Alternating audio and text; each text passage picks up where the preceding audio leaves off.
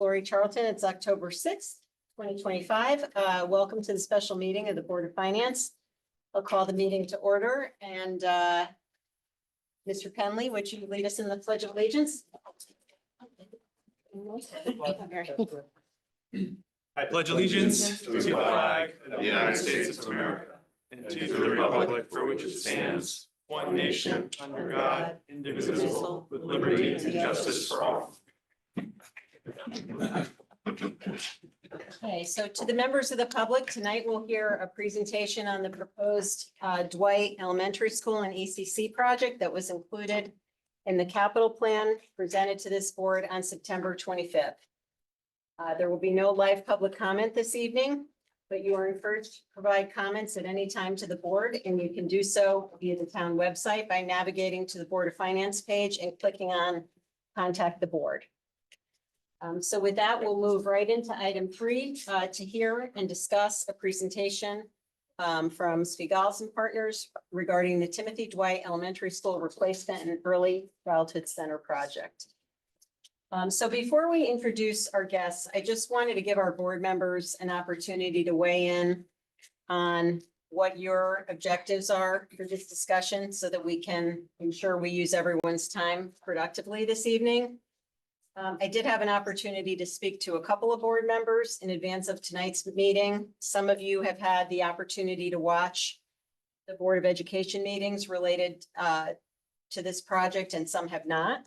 But even for those who have watched those meetings, what I heard was a desire to have a more focused and robust discussion on the process that was undertaken by Spiegel's and the feasibility and cost estimates related to each of the different scenarios and alternatives that were examined and the risks, including related to costs associated with each one. So for those board members that I didn't speak to, does anyone have any additional input in terms of what you'd like to focus on in this discussion tonight? No? I'll just say that as I think everyone on this board recognizes, there are a lot of people who in the public who are curious about what's going on here, but they don't watch the meetings, right? So I think we do need to focus, and I think what would be great tonight is not just to kind of cover every alternative, but let's try and hone it down a little bit and try and get to what the preferred option is for one reason or another. I recognize that we have all these alternatives, but it's not a choice that this board is going to make. We're going to be the ones who say yes or no on the funding request. So we really, from my perspective and the constituents who have asked me, I think it's really important to understand where the lean is from either the Board of Ed or those who are embarking on the project. Okay, that's one perspective. Mr. Matola, do you have? No, I thought the report's pretty comprehensive. There's a couple of things that I wish were in the report that aren't in the report. Maybe I have some questions about that. I guess the question I would have is who gave you direction to look at what particular options? So that's something for example, maybe I misread the report, just giving an idea. I don't think there's an option of a Jennings renovation without an ECC center attached to it. It's just Correct. Jennings with ECC here and ECC over there, depending on the configuration. So I would like to see that option. What that would be. And then I don't know if we're going to get into it tonight that much, but why did the Board of Ed choose option 1F? I think is what they came down to. Yeah. Maybe we can talk about some of that tonight because I see Yeah. the chairs here. So Okay, and yeah, what you talked about was that's what I meant about process. So Jim, welcome. What I just asked everyone, and if anyone else wants to weigh in, is what you want to get out of tonight. What I did here, I mean, I think we have some different perspectives. Mr. Curley wanted to focus more on the option that was voted on by the Board of Education. I think other board members have conveyed that, we asked for this study to be done. We put a fair amount of money toward examining different alternatives. And some people felt that, they didn't hear a lot about the other alternatives at some of the previous meetings that were held. So I know that was, we asked for this, we asked the taxpayers to pay money for this. So we want to hear a full, robust presentation on what the different options were. And how we got to where we got to. Ms. Ruggiero? One question that I've been asked is the state refund guaranteed? And I know we lay out the money and it takes a number of years to get back, but if we could just speak at some point about the run rate or what we've seen historically with other Process around towns, reimbursements. et cetera, and see if it's ever been denied or what would cause that to not happen. to Okay. get The refund? All right. Anyone else have input about what they want to focus on tonight or get out of this? Mr. Myers? Yeah, I would like to, I guess, hear from the Board of Ed in terms of what this proposed solution for Dwight, what effect does that have on the other schools? When we talk about equity, simple things like turf fields and things like that, but does this set us up for all the other schools now being subpar? So I don't know if that's the case or not. I hope not. So I really don't know if we set the bar higher for this ed spec, or if it's sort of on par with what we're doing, or maybe we should be setting it above, but I just don't know if that's going to have a ripple effect on the other schools and renovations that we'd have to do there. Okay, so more, process of kind of how we got here. Okay, good. Mr. Walsh, did you have? Yeah, I'm expecting to hear every option laid out, like a complete review of this report. Every option laid out so we can ask any question we would like about this report. Similar to Mr. Myers, though, he brought up an interesting point, which is I would like a presentation by you in regard to where does this kind of building rank in regards to the other buildings you've designed? Is this a state-of-the-art building that you're designing or you're recommending we go forward with and pricing out?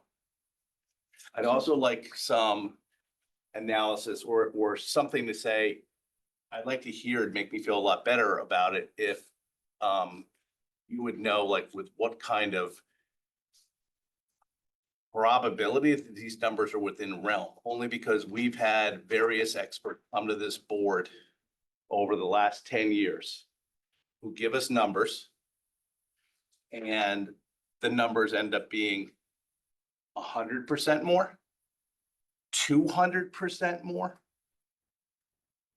because the Board of Ed doesn't have that much money to spend if we're off by like great numbers on this stuff. It's just, they just don't. We basically kill their air conditioning programs town-wide for the next certain number of years. So I want to hear some feasibility from you in regards to what your thoughts are in regards to pricing and how you came up with those numbers and what we can expect in regards to accuracy of those numbers based on your professional experience. And I'll just tell you my own experience. We did Riverfield. I had an architect come to the Board of Selectmen when I was a member of the Board of Selectmen. Promised me it would only cost $12 million. I asked them, would they base their professional reputation on this? And they said that they would. As we all know, that number was almost 2 to 3 times more than that. I'm not going to name that person, but there was an architect that's used around here. And I believed him. I was wrong to believe him. So those are some of my concerns right now. Okay, thank you. So risks around the Yes. number in terms of costs or other things. Okay. And before we, anybody else have any? Ms. Leclerc? Yeah. So, just so everyone's on the same page, I'd like an overview of how we got here. Yeah. And what the need is, where we're going with it, what the Board of Ed's decisions have been, and then leading into this report, and that would help Okay. And something Jim had said, about the spending. I know right now there's a mad dash for all sorts of spending because the federal funds need to be spent by the end of December. And if there's any kind of a view that after state that, reimbursement. prices will start going down again. And if there's a timing decision. Chairman Charlton, and if we could also get an analysis, not analysis, but some input from CFO in regards to what number of dollars is available. I see on tomorrow's agenda, we're talking about spending 800 and something thousand dollars worth of ARPA dollars. Would that be available if this board chose to apply towards this school project? So, Okay. All right, so, good input. I think, I'm almost wondering, I see Eli, so again, just bear with us for a minute. Is it helpful for the board, and I know this may be repetitive to some people in the room, but is it helpful for the board to get a refresher? Mary, you phrased it as, how did we get here? Because I believe when the RFP was put together to have this study done, it was the town in consultation, so that, our former first selectman, the capital projects group, with input from the Board of Education, the superintendent, put together a proposed scope for this study that laid out, these are the scenarios we want you to look at in this facility study. And that was determined in part by the questions that this board put forward a year ago after the capital planning meeting, right? So, but Eli, do you want to just quickly touch on that process? And then we can dive into the report? Yeah, can you guys hear me? Yes. Great. So yeah, it was under our late first selectman who put together a working group. That working group consisted of Board of Ed members and town members. And with the collaboration of the Board of Ed, we put together the scenarios that are on the matrix that you guys see in the RFP. That was what the basis of what Svigals went after. And we met, it was probably every 2 to 3 weeks just to get updates and working with Svigals. And we toured the schools and we toured the sites. And here we are with the final report. Okay. All right. Okay, and I just wanted to clarify that because I know Mr. Mottola mentioned, why didn't we see this other scenario on here? And I think the decision on what scenarios would be looked at in this feasibility study were determined in advance in consultation with all the people that you just mentioned. Mr. Mottola? And I think we discussed this at the last meeting. The reason why we're voting on this tomorrow, Angeles, maybe you can, is we want to get, for lack of a better term, paperwork in so we can take advantage of state reimbursement, because after a certain date, correct me if I'm wrong, type of reimbursement we may be entitled to may change. Is that a fair statement? There is talk about in the spring that the bumps that we are currently in line for could change or get capped. That's why we're looking to do this. Once we have final approval for funding from the town, we have to apply to the state, and that takes a minimum of 30 days. And then with the holidays in there, it could extend that out even longer. That's why we're hoping to move this along. Mr. Arden, Yes. So in terms of what the scope of the working group's study looked at, I think this board determined it. I don't think it was just them. We voted on a motion that had Yeah, we specific items. provided input and questions, but then I think that was refined by the working group, and the Board of Ed participated to create that RFP, which I think then was also presented to the RTM, if I recall. Mr. Walsh? I will say, and thanks for bringing that up, John. Because I have to say, this whole process before us seems very rushed. I've been doing this stuff for like 25 years, and I've never felt more rushed to spend $76 million in my life. And there are times when I don't feel, or I feel like it's been a little rushed on purpose, to be quite honest with you, because, you know, and anytime I feel rushed, I will say it makes me look twice at everything a little harder, because it's just, we literally learned about this at our capital projects meeting, about this timing issue. If this timing issue was known, you should have been requesting, or someone should have been requesting meetings over the summer on an emergency basis, and it wasn't done. And I have problems with that, but it is what it is. I have a, I also feel that this is coming in quick. But we knew about the timing for a long time. We were talking about it. We were talking about it here the last time we talked to Eli in this room. We've known about the timing. For me, I've watched this twice now, the presentation of the Board of Ed. And at the highest level, and I'm looking forward to getting into it and having everybody hear all the possible alternatives. But at the highest level, I feel like the Board of Ed came back with a very similar project. Now, granted, it's not on the top of the field, it's in the side, but it's at a relatively close cost. We had 2 people look at it. And we got a long time to cover all those alternatives that we wanted to look at. Because for me, it was like we had this on at the last or second to last capital planning workshop. Everyone had concerns, and the purpose of us giving $1 million to the town was, well, let's cover those concerns. And subject to those, maybe we can move forward on something. But I hear what you're saying. I do feel like, wow, this is really being pushed forward. But for me, it's like we've been looking at it for a year and years. And hopefully all of our concerns are late, or they're not late, but we knew about the timing. It would be a shame to. Do you know about the state problem that we had? The state, why it has to be done so fast? Because Yeah, I even asked a question about it at one of our last meetings. We've known about it. I missed that meeting when we talked about that before. Yeah, no, we've known about the timing. I mean, the reimbursement has been an issue. And I think that's why a lot of people on the Board of Ed were concerned with, why is this now going not to a building committee, but to this working group. I think that was one of the big concerns, was that, oh, we would delay this process.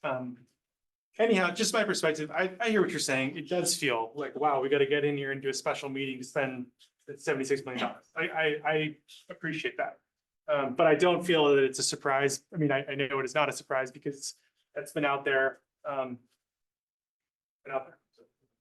I was on boards where we had to tear down McKinley and rush kids out of a school because they were being poisoned by mold, Yeah. and rush them to other schools. And the decision on building, I think, a $26 million elementary school at the time, we had lots more time than this. Mhm. I mean, there were just lots of time, and that was an emergency. There's people like Dwight who would say there's a pending emergency too, but maybe we get through the meeting and see where everybody's at. I mean, maybe by the end of the meeting, we'll all feel different. Okay, well, yep, we have, hopefully we have an opportunity to get everyone's questions answered tonight.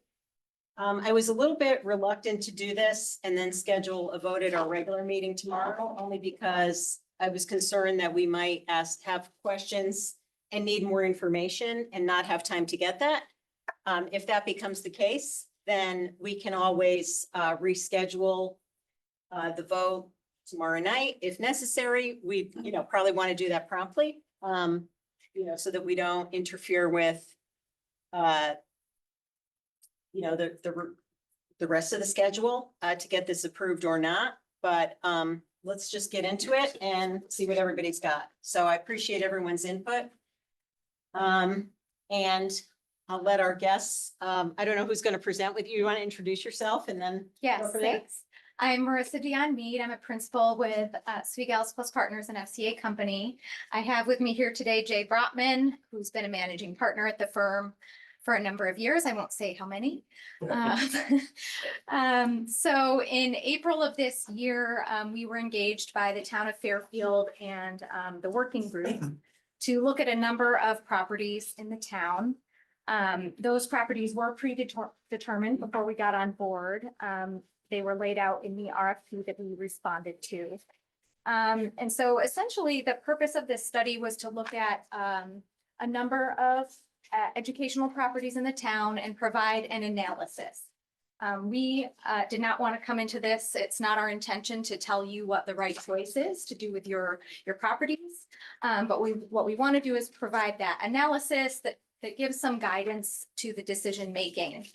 And so we looked at the reuse, the expansion and new construction of a selection of the town's educational assets with the goal to ease any potential overcrowding and help move the existing buildings toward a more modernized state. One of the things that was really guiding us in this process was the educational specification document that was created in the spring of 2025 and approved by the Board of Education. And so that really laid out the ground rules in terms of what we needed to accommodate for both the Dwight School and any ECC additions, whether those were 5-section or 10-section ECC additions. So that information is included in the report.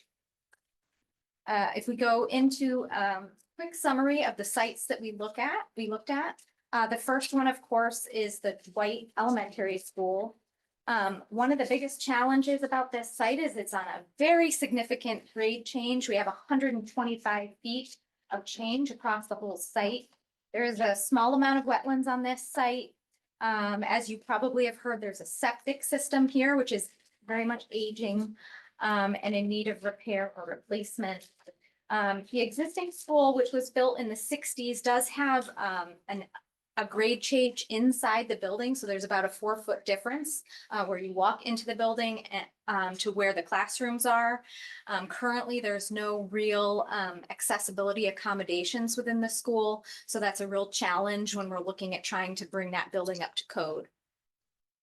Overall, the building itself, we noticed some minor, structural repairs that would be required in order to keep the existing facility in good shape for a number of years moving forward. Overall, one of the larger concerns was some moisture issues in particular, the media center.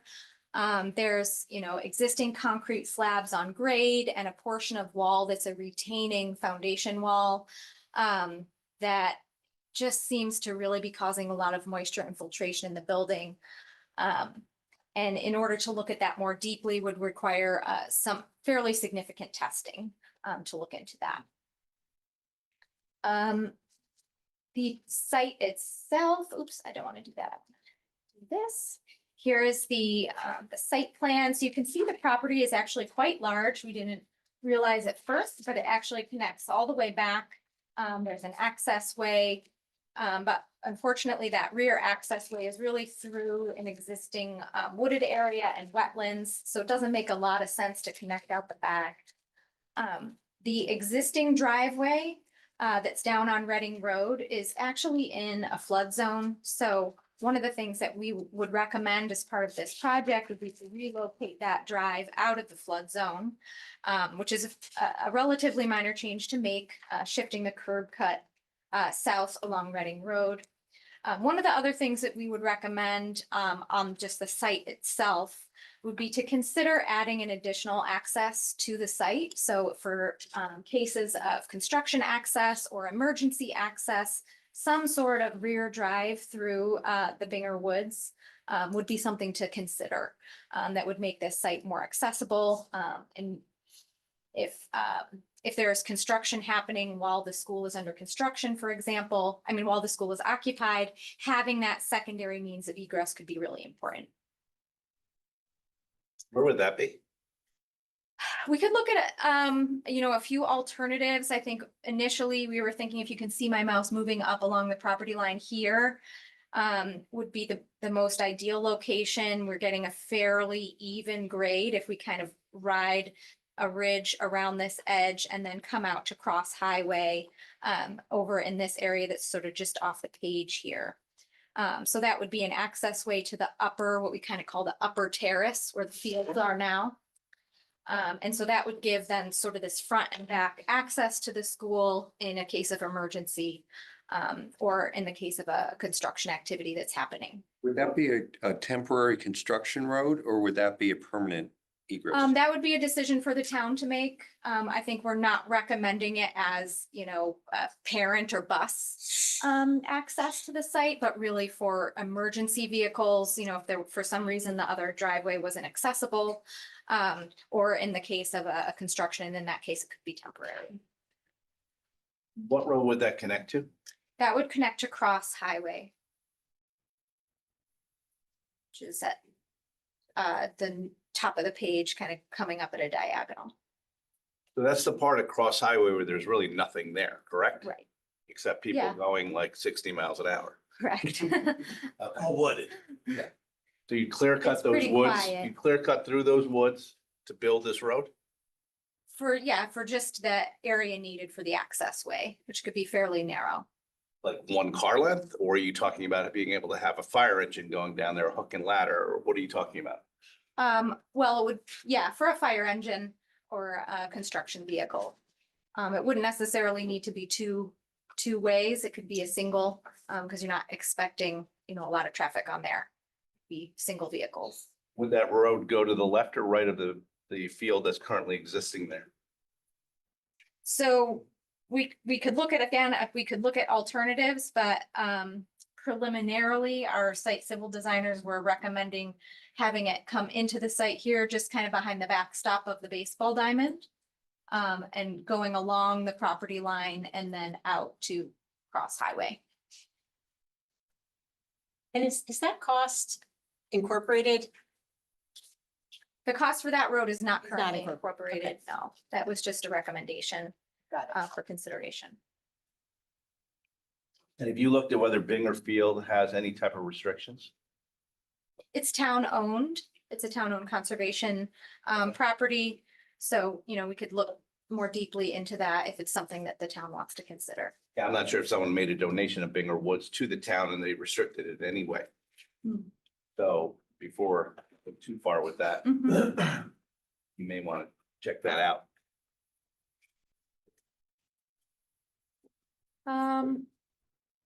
We did do some borings on the site, so for the Dwight property only, we did take a number of site borings to test what the condition of the soil is, how much fill is present, and also to help understand maybe how much we might need to export in a construction project. What we found there was not really surprising. It was in general kind of what we expected. Overall, based on the conceptual designs that we were looking at for a new construction scenario, we are anticipating a net export. And so some of that cost is included in the estimate. In regards to ledge Mhm. on the property, can you explain to us where ledge would be and whether it's going to be in the way of any of your scenarios that have been presented? It would not impede any of the scenarios that we've looked at so far. Again, there is some ledge on the site, but it generally and where we would expect it to be and workable with our concept designs.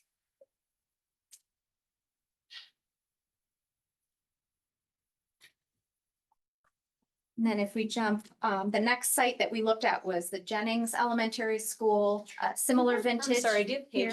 page number or? maybe we can A just- page number? Yes, it is page 20.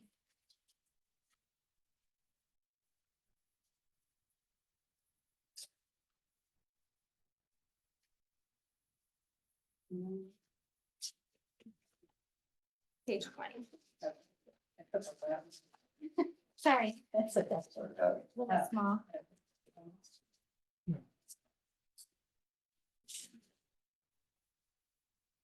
So at Jennings Elementary, we were looking at a standard renovation, level of renovation, and also looking at adding the 5-section ECC.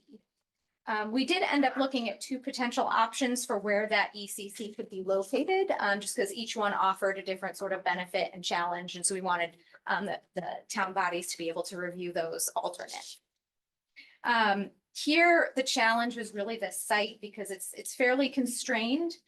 You can see on the map, we've already got 2 schools on this site.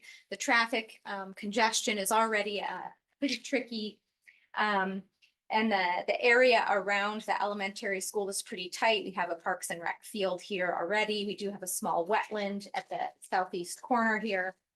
And so you'll see when we get to the concepts that we looked at two different options for the location of that ECC. One located off the rear, sort of the north side of this page, and then one out to the east. And when we get to the concepts, we can review sort of the benefits of each one of those. I have a quick question. Yes. I don't know if this is for you or maybe the board. When you say a standard renovation for Jennings, Mhm. does that mean that the renovation at the school it'll be updated to meet all of the education specifications for a K-5 school? What's a standard renovation mean? I don't know what you're talking about when you say that. Jeff, can you? Can you wanna answer come up that, to Jeff? table?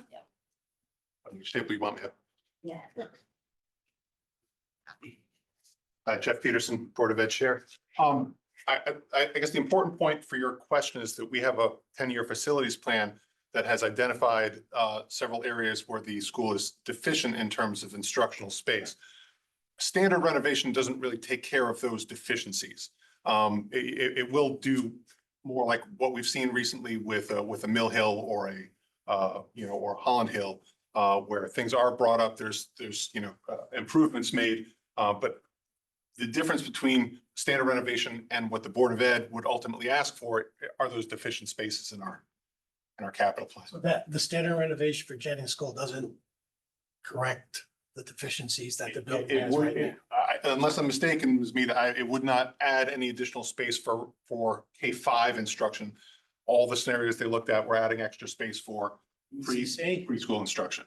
Correct, with the exception of the music room, which is currently in a portable unit outside the building, You so have a new that unit. would be relocated and placed in the new addition. So that about 1,000 square feet would be added for the K-5 programming.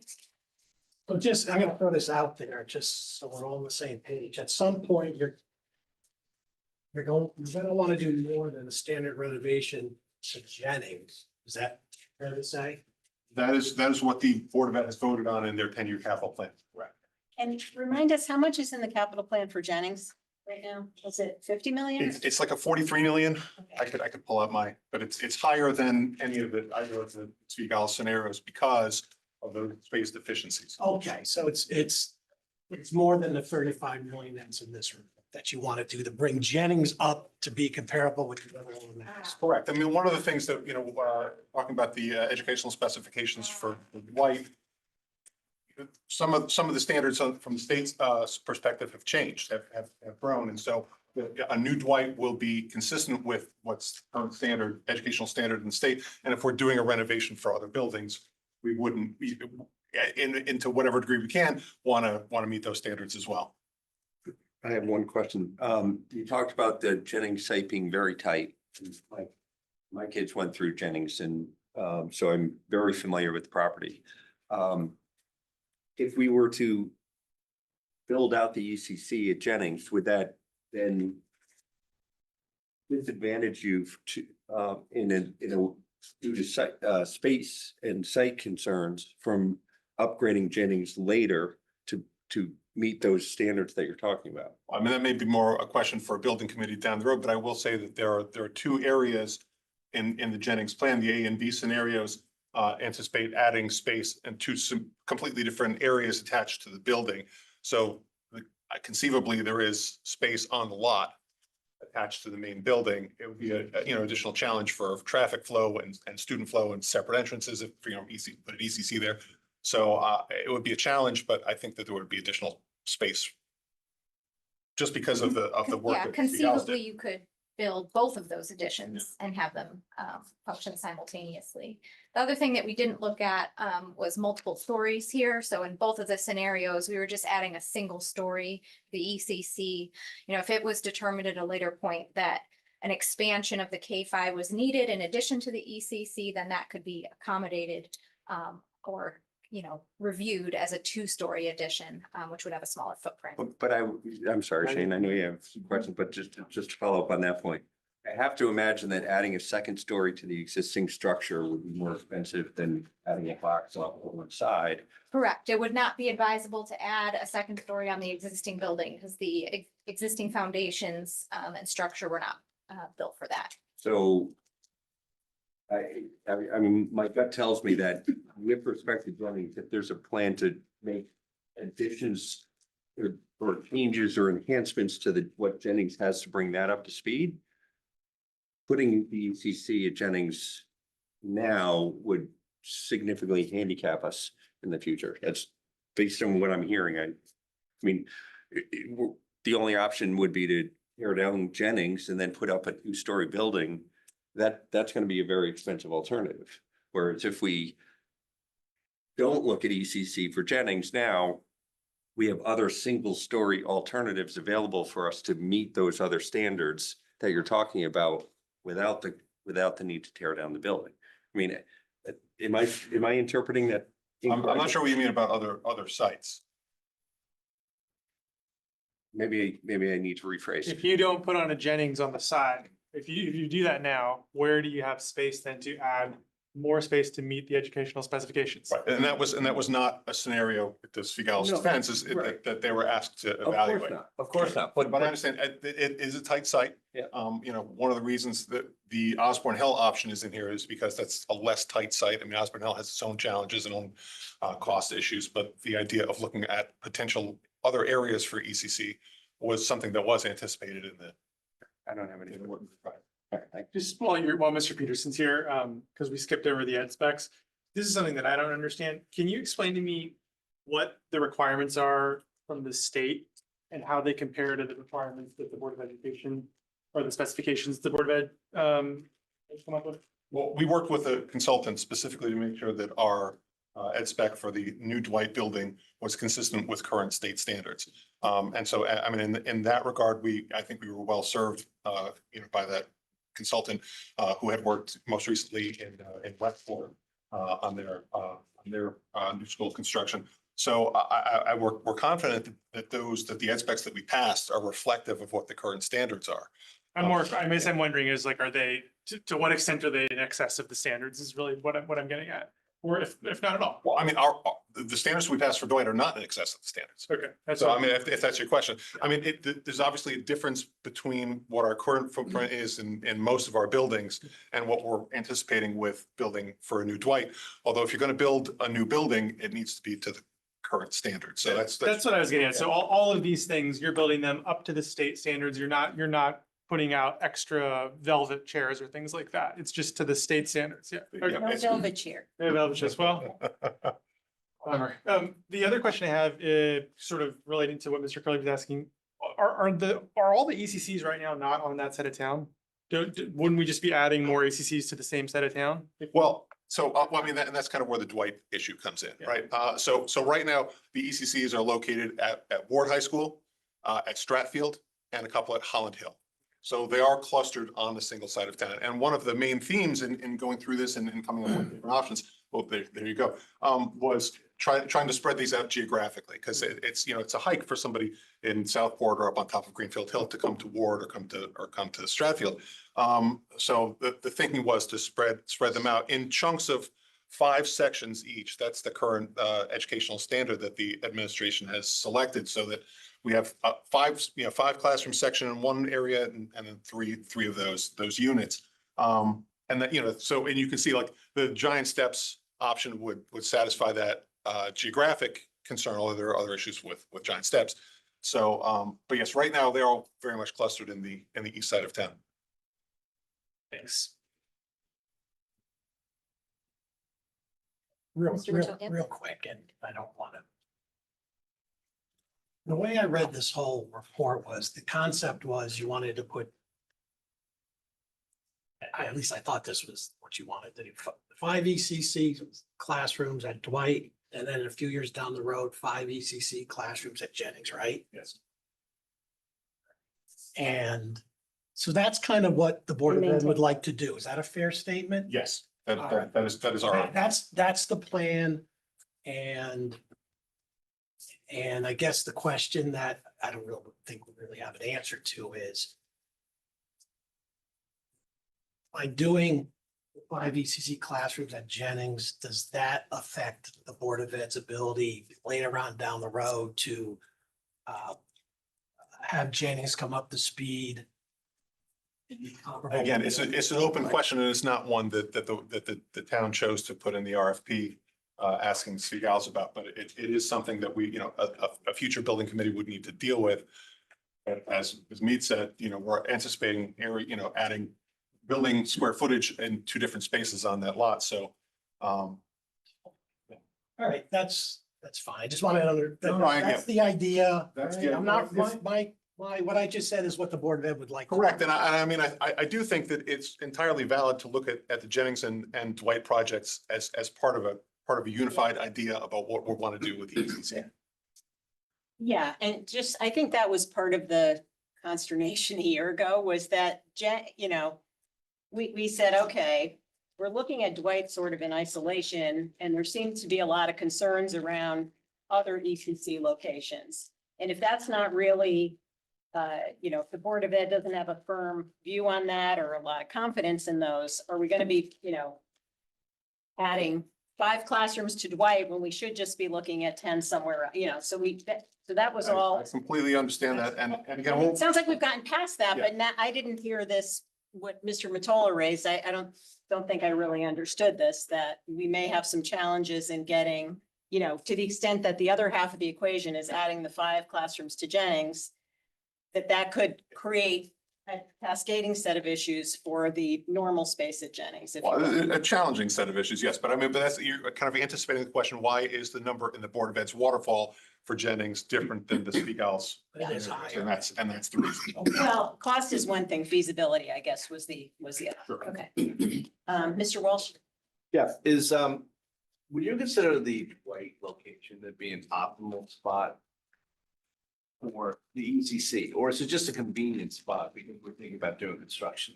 I mean, would you consider sending people from down the beach area or wherever, all the way up to Greenfield Hill be an optimal solution, or is it just a convenient solution?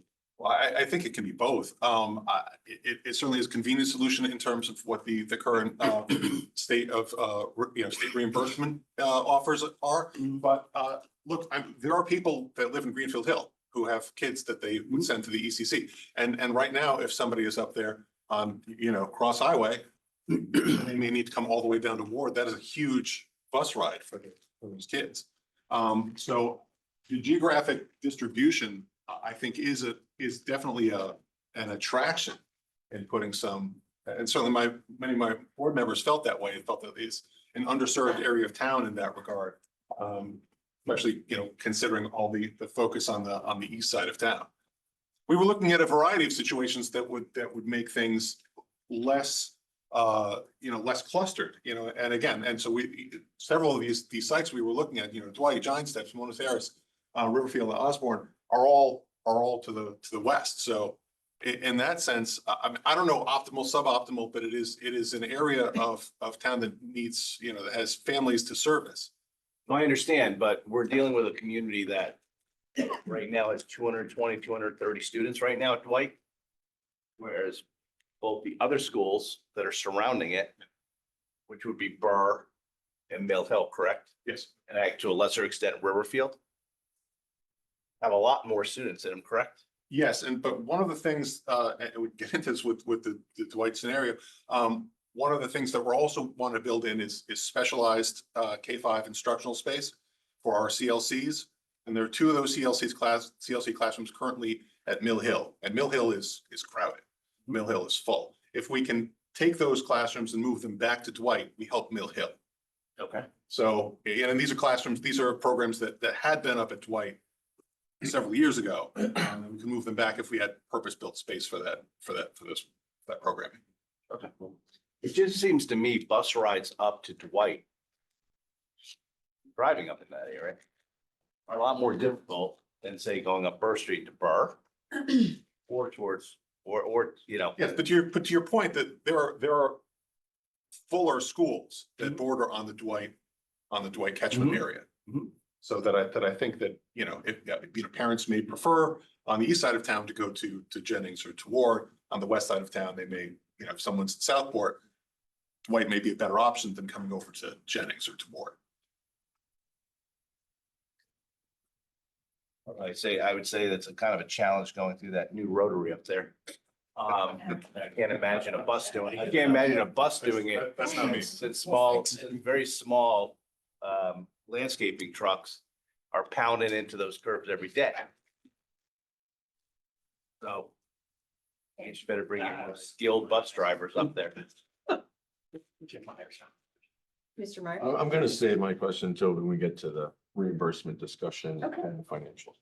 All right. Okay, great. We're a little difficult, so don't. feel No, like this is it. good. I'd like to talk about each one as we go through, then we don't I wouldn't go anywhere. I have a question, just Yeah. like. Yeah, Jeff, why don't you? I can stay. Yes, Jeff. Would anybody think it's a good idea to go, like, so there is one that's technically gonna go before we're gonna vote on it. Should we do that first before we all become cross-eyed?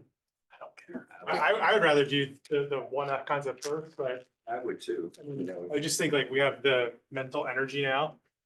And some of these are just seem like they're really outside the realm of, Well, we're gonna go through all of them, but if we want to go in a different order, I have no objection. to I'd it. be in favor of doing the one that's gonna be before us tomorrow night first, but if everybody wants to just do it chronologically or in order, I'm not gonna make a fuss. Go ahead, do what you want. No, Madam Chair, that kind of gets to my point where I wanted to make sure we focused on where the lean is and, Okay. and so I agree, more mental energy for all of us would be All good. right, well, since And we, I don't care about it as long as We get to we're not being short shifted later on because No. people are tired. You're gonna have to I don't get want to some hear that coffee, argument so from I- anybody No, later. no, I won't short shift you, but I'll Oh, just- I don't want to go into this that much, you know what I mean? So, But I don't I'm want not hearing that argument later on. I don't want to get We're run out of shifting on time this. on the. No, we're not gonna run out of time on anything. If we run out of time, then we're gonna have to reconsider whether we can vote tomorrow night. Because we have to make sure that we get through the whole presentation and that everyone gets their questions answered. Fair. So I don't care which order we do it in, but is there, whatever's easier for you, we can shift No if preference if here. that makes sense. Just point us to the right page. Let's do Dwight 1F. okay. Do you want to, since we did the Dwight kind of existing conditions, do you want to just run through the Dwight concept? Yeah, Sure, let's, yeah. Go ahead. Okay. All right, so the first concept that we looked at the Dwight site was just a straight renovation. So What page no- is that? Can you This is, tell us? sorry, let me do the page number here. It is 66.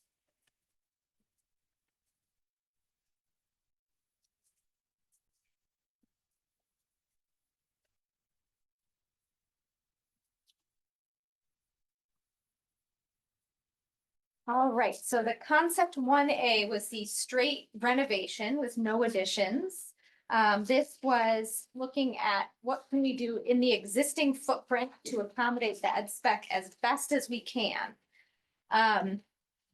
Ultimately, you might guess that we could not accommodate the entire ed spec in the existing footprint. A number of the classroom sizes were 10% or more smaller than required in the ed spec. Significant spaces like the gym, media center, and a number of the classrooms were undersized. And we did demonstrate that here on the plan where you can see the cross hatches indicating spaces that are too small. Actually noticing that the gym also should really have a cross hatch on it because it is technically undersized. One of the things that we were looking at here is packing everything in, which means we're not necessarily using the spaces to their highest and best use. So for example, right now there's a lofted ceiling in the cafetorium. In order to kind of squeeze everything in, we had to split that space into two, one half being the kitchen and the other half being the cafeteria. And technically the square footage works, but it's just really not an ideal scenario for that building. We did also look at what we could do with the existing site to better accommodate the different types of traffic that you're getting on the site. So in this scenario, we did move the driveway up out of the flood zone. We added a parking lot close to the school on the south side, eliminating that north side parking lot. So all the parking now is more consolidated on the south side of the building. We have separated bus and parent drop-offs. So at the site now, those are all kind of converging, along with the parking and the staff traffic that's coming onto the site. So we've made an effort to separate some of those traffic scenarios. So can I ask a question? So this renovation scenario, right, no ECC classrooms. But would this accommodate, for example, does it take care of some of the accessibility issues that caused you to move the CLCs to Mill Hill? Why did we look at this? Why did we look at this scenario if it can't accommodate the ed specs? What does this give I you? honestly think that the Selectman Gerb, first Selectman Gerb wanted a baseline, Okay. wanted to say what is the, I don't want to say what's the least that we can do, but if we give a standard renovation to this building, would it be able to accommodate our programming? And I think that this is actually the most telling image that Stigall's presented. All of that stuff and the unaccommodated, those are things that we would need to add to any renovation to bring it up to our preferred educational standards. I can't read that. Is that what you just talked about, like the gyms? Yeah, it's Here, all yes. square footage that would not be able to be added in a renovation. And so if we're going to renovate this building, why are we doing it at a level that we're not adding the space that we feel we need? Yeah. Educationally. And Doesn't comply typically, with the ed spec, basically. Right. It doesn't. And even, in terms of numbers of classrooms, the classrooms are smaller than what the current standards are. And we may want to live with that, but that's not, again, like, we're asking for what we think we need. We're looking for a 50-year solution here, and that's why. But I just think that this is very telling the way that they've put that off to the side. All of those spaces we would like and wouldn't have under standard renovation. that's But right. the capacity for students here would end up being, what is it, a 370? Well, it's scheduled, it's a 378 school now. Yeah. So yes. Just wanted to clarify. But would this allow you to move the CLC back there? Well, all the other, it's interesting because, we're not using the classrooms like they used them in the 1960s. So we need all the spaces that are in there now for, special ed conference space or for language support or math support. But we're using all the spaces that are in the building, even ones that are not standard K-5 classrooms. All our recent renovations have tried to make better use of smaller spaces, specialized spaces. And the way the school is configured now just gives us limited options for that. Okay, so I think you answered my question, which is that even though we have whatever it is, 220 or 240 students, the space is fully utilized and you wouldn't under this just renovate as is scenario, have room to move any other programming in there. No, Okay, no, I mean, that just, I just want to be clear on that for, okay. Yeah, so it became clear pretty immediately that this really wasn't a feasible scheme, but it is worthwhile to look at this type of thing, because generally as you're going through the process, you'll get the question, well, did you just look at renovating it? And so we could say, yeah, we did, and it, it has these deficiencies. Mhm.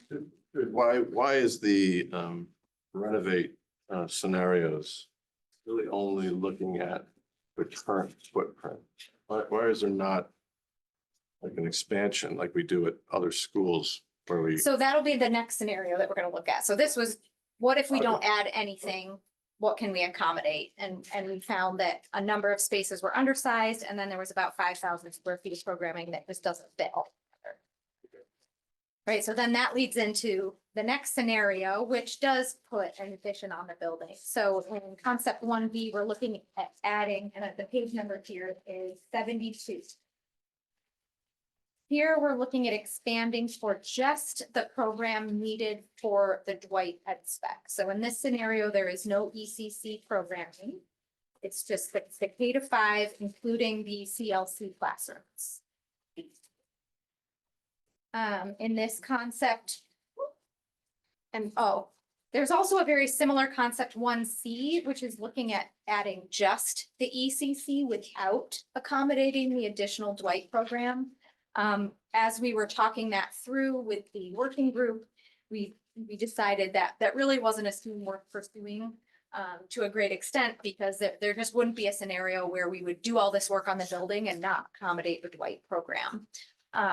But just in terms of understanding costs, both concept 1B and concept 1C would be very similar. It's essentially the same footprint that we would be adding onto the building in approximately the same location. And so if you wanted to know what the cost was of 1C, you have a good idea by looking at concept 1. Yes. If the 180, got a little asterisk in here, you would have to relocate the students. Yes, for any of the renovation concepts, you really would need to most likely consider the relocation of students temporarily while the school is under construction. The alternative is doing sort of a complex phased approach. And so that would really need to be analyzed by a construction manager in great detail to understand if that's feasible. And did we ever, just from the Board of Ed, anybody get an idea what those costs would be, relocation? Well, speak house in one of the last working group meetings we had, just back of the envelope said it might add another year and 20% to the cost. And then, of course, that doesn't, answer a question of what happens if in the process of renovation, we find something in the building, extra asbestos that we didn't know about or some other condition, where, it might spark us to make a different decision about what to do with kids.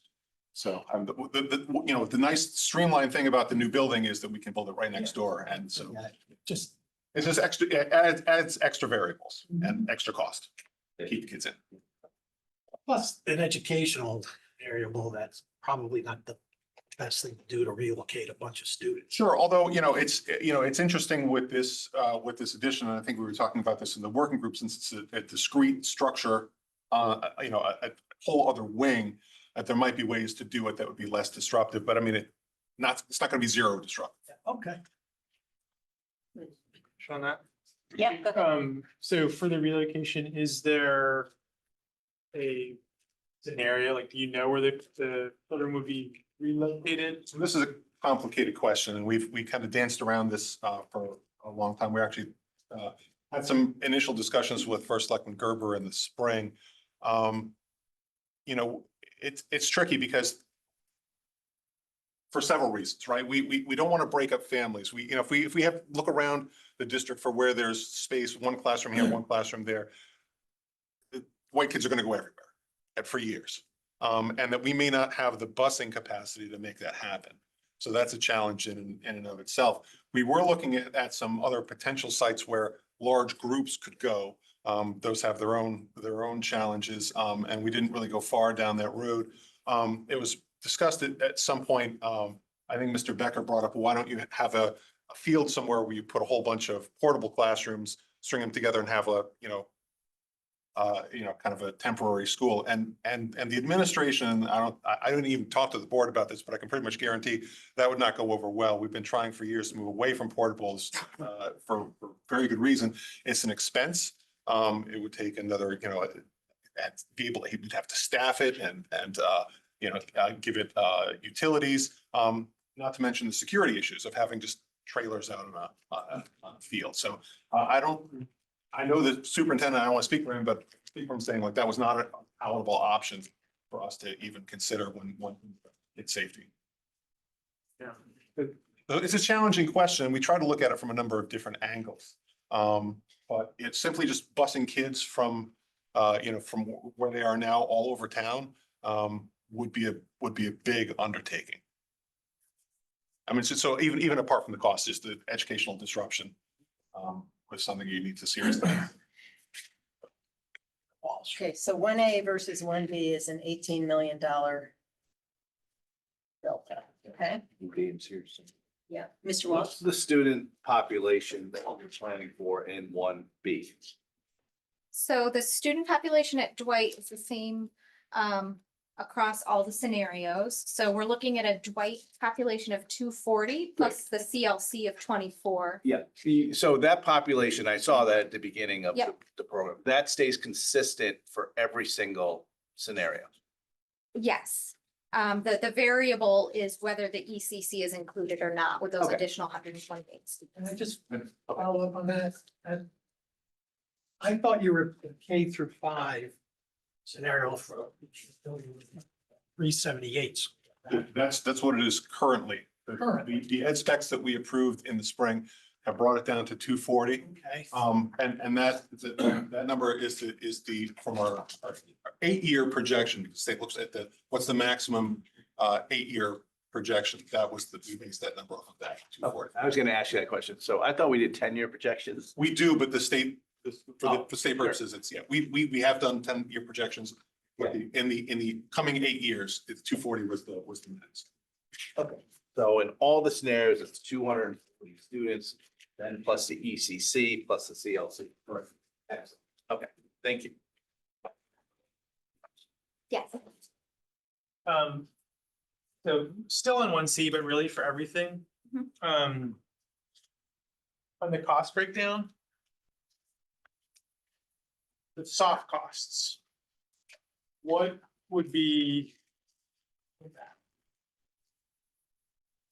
So the soft costs include things like the design fees, the FF&E, the technology, the breakdown, I think, is outlined a little bit more clearly in each estimate. So if we go to one, for example, here. Oh, he's got a lump in there for the soft costs, but yes, it's the design fees and the FF&E costs and technology costs. Primarily. Oh, furniture, fixtures and equipment. Staying on that subject, 1B, where are those costs? I don't see FF&E. Or where's that? So it's under the soft cost number, that 20% down at the bottom. So if we That's part of go- that. Okay. Yeah. So. Stanley, are you done? Because I just have a follow-up question. Go ahead, please. Okay, so the construction manager fee at 2%, I don't really think we need that because we have a, project management group. And I would presume under all scenarios that you were going to be presenting, that they would be handling that. The So CM, we'd be able to save, like on this scenario, we'd be able to save $800,000. Because we don't use construction managers. Okay. We made a department for this, unlike most towns. We have a Yeah. whole department. I don't know if they told you Well, about it. yeah, That's but, not quite true. that So- we don't It's not use quite true. construction. so this is not the construction manager on the town side, it's the construction manager for the construction company, so the general contracting and they are handling all the subcontracting from there for the actual construction of the project. So there's two different sides. I thought we were saving money by having this for project management group. So, Yeah, you would probably have like a owner's project manager who's overseeing the project. Yep. Who's working on the town side in the town's interest okay, and overseeing the project, but then you're still gonna have your contracting firm who's running the construction project. is that the GC? Yes. Well, So that would yeah, be in a project like this, they would be called a construction manager, because they really own, their contract is gonna be, probably a GMP at risk. Okay. So that's the way, have you given us numbers based on a GMP at-risk Yes, project? yes. And do you think that's the cheapest form of doing this type of contract? We think that is the best value for this kind of project because you're gonna have a contractor who owns the success of the project. Okay. And we have construction managers here in the room that probably weigh in on that too, but Okay. And for the complexity of a project like this, we absolutely recommend a construction manager. okay, so you left off the town side Correct. project manager because you knew we had a project management group that would be handling this, correct? That would be, yeah, that's something we don't include because that's on the client side. We are the client. The whole thing's on our side. I mean, every single Yes, number no, here that's is correct. on our That's side. correct, yes, right? but we don't have the town's project manager included. Okay. Although some Yeah, I of, mean, I you know, just- the and maybe- soft cost, Can I just, Yeah.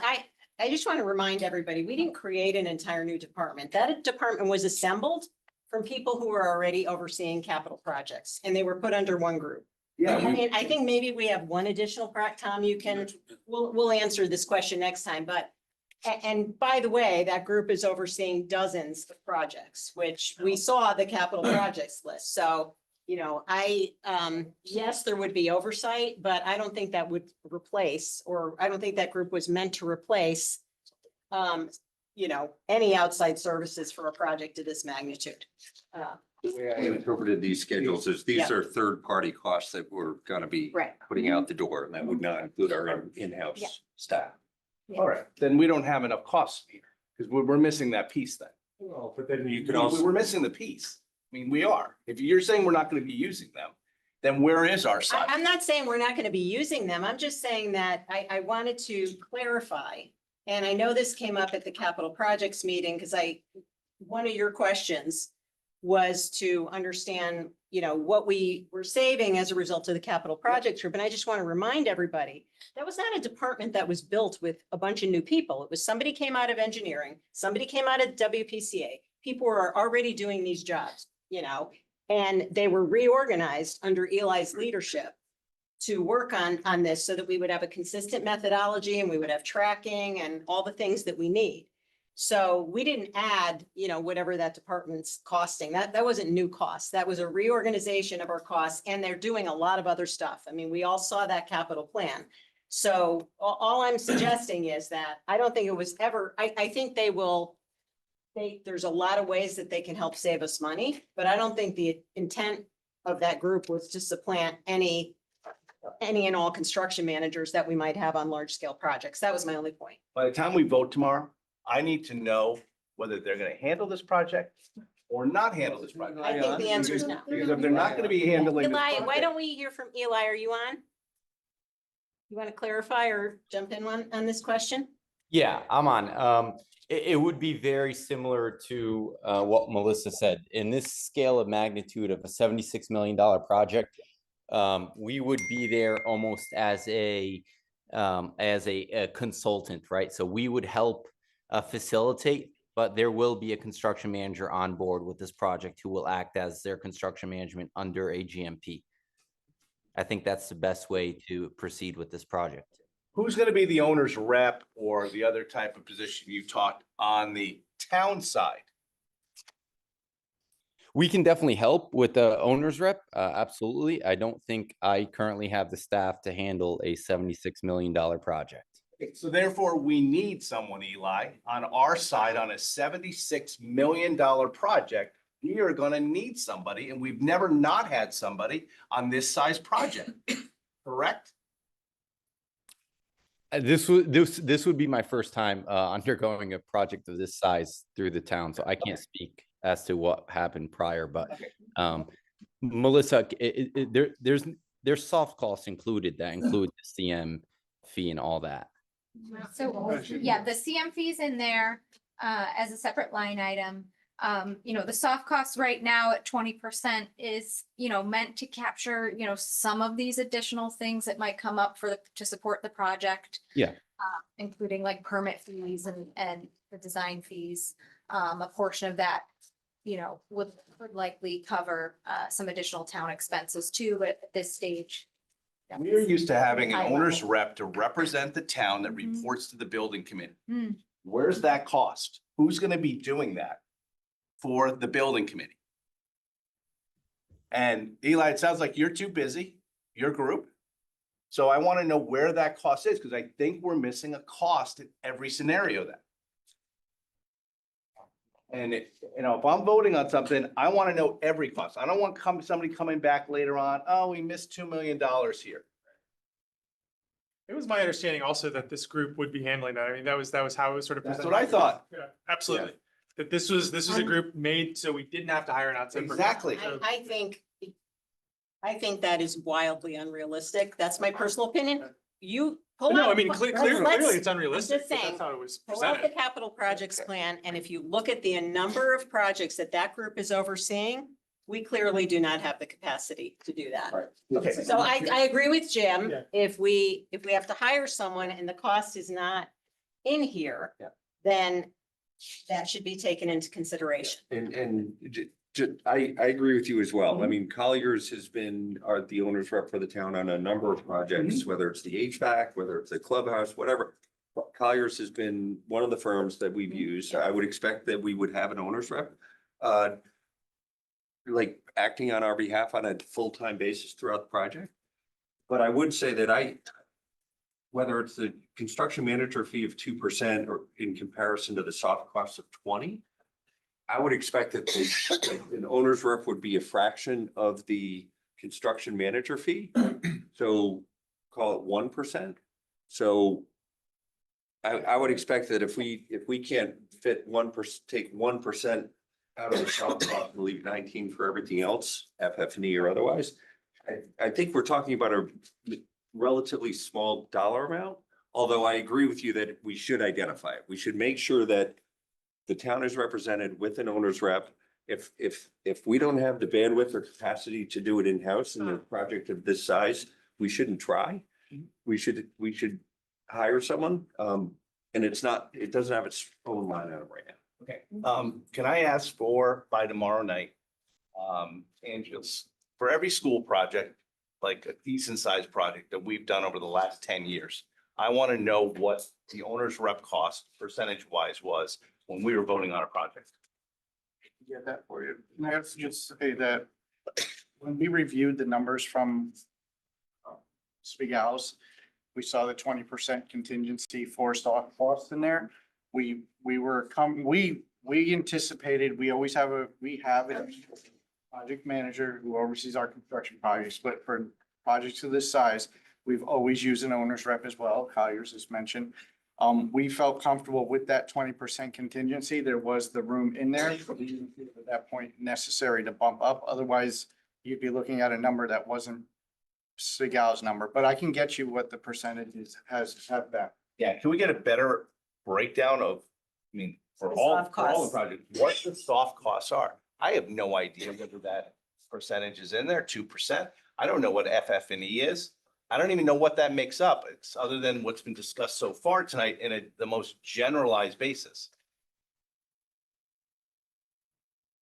Okay, so I'm just gonna make a list of questions, right? Owner's rep, breakdown of soft costs. There's another cost in here that I'm not sure if it's in there or not, but in the site conditions area, you say that any project would require a new septic. Yes. Further study is needed to even know if you can do a new septic. There is the study cost in there Or an estimate of. or an estimate of the new new Yes. septic? Yeah. Yes, so It is in there. through the course of the study, we determined that a new septic would be needed for any of the scenarios. And so the cost of that is included in all of the renovation options as well as the new options at the Dwight site. Okay, so I think that answers my other questions about this. All these needs like pumping water up a hill, all of those costs are going to be here, Yes. even if it says it needs additional testing to figure out how. And what line item is the septic in? The septic should be. Excuse me. So if we go to Division 32. Should be in here now. Don't see it in there. No, it's in here. Septic tank. So we have the septic system replacement. Under the site utilities, we have this 5,000 gallon septic tank, the excavation for the septic tank, and a number of other items associated. So that's within site improvements? It's in Division 33 site utilities. Oh, site utilities. Oh, so that's it, it's part of the 796,000? Seven. I'm in, concept 1A right now. I just pulled that one up. I was in 1B, but. I'm in one F. But that should be pretty consistent across all of them for that whole septic item. Yeah, it's a little bit different, but Higher. how much is the septic? in total? In total, I think it depends on the scheme, but we've got here. But I don't know, I'd have to add it up separately. It just, because it seems relatively modest. I mean, it's not like millions of dollars. No, it's They're not. all like within 100,000. Okay. Yeah, hundreds of thousands. And none of the septic sites that you're having have ledge where it's gonna have to be a specifically like what I would call an engineered system. Like an engineered septic system. You're just planning on basically just burying galleys at normal depths and Correct, stuff yeah, like we're that. actually, we found that we had enough space right next to the existing septic to locate the new one. So it would be in that same area, and there's a large enough field to do the leaching field, a new one adjacent to the existing, Okay. and that they can actually run simultaneously for a period of time as necessary during. And where's that part on the diagram? Where's the septic system located? So if you look at any of the plans, and actually, let me zoom out. I'm on page, I went back to plan 168, Um, but I'll go to Yeah, what page you any want of to the go to. site plans, so page 75, for example, this is the 75. 1B1C site plan. So the existing septic tank is in this lower field, just south of the tennis courts. Okay. And there's enough space there to put a new system in adjacent to the existing.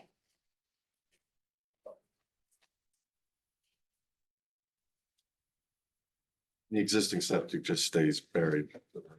It would be removed, Would be removed. yes, What were those costs for removal? that's in the, That's in in that. the number. So we're putting a new one in and removing one Remo- for less than $1 million. Yes.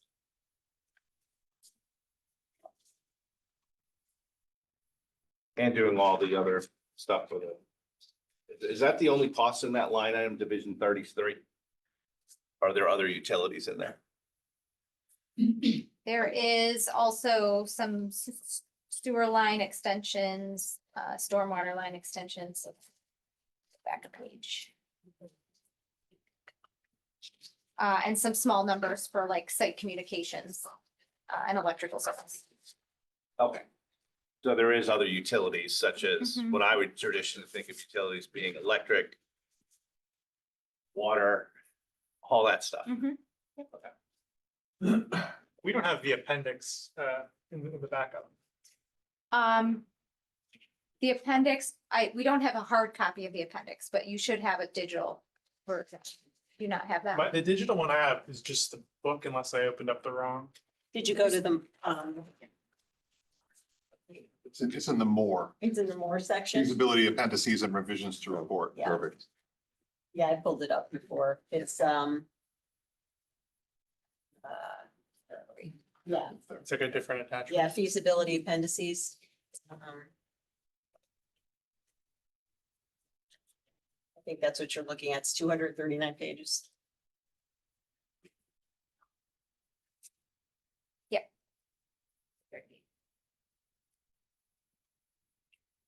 Okay.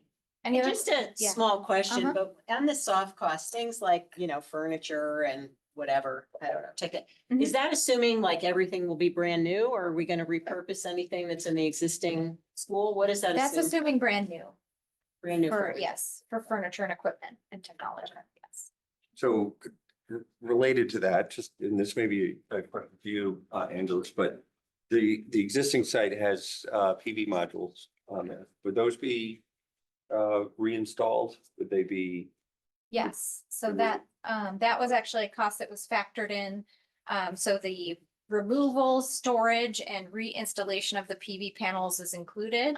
What's not included is any fees associated with the PPA agreement that the town has with the provider. There may be fees for, breaking or pausing the contract. So that piece is not included, but the rest of the costs are included.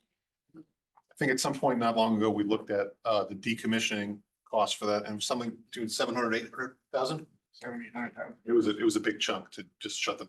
Yeah, so it's better to just take them off, park them, put them back on and pay for the. Mhm. It would be a minimum park as well, because you're going from one existing building to another existing building. Exactly. If we went with one app, yeah. And the 1F, I just want to make sure, all of those, they're solar panels, right? Yeah. That's what we're Yes. talking about, Mhm. right? The new construction, that 1F and all the things can fit the exact same number of panels, correct? Yes, it should be able to fit them. It's a larger footprint.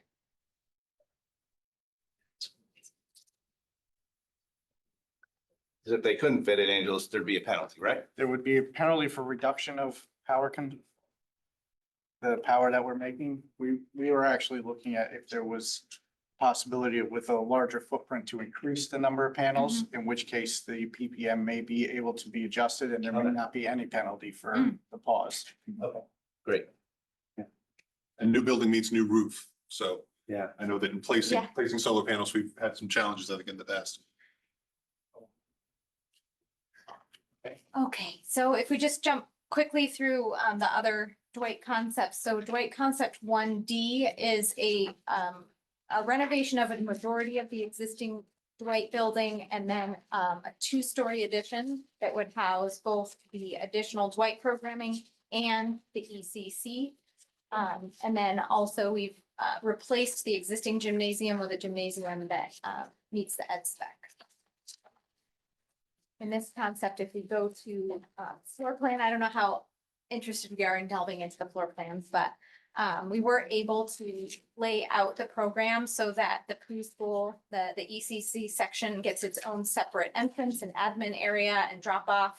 And then there's a new entrance for the K-5 population to come in.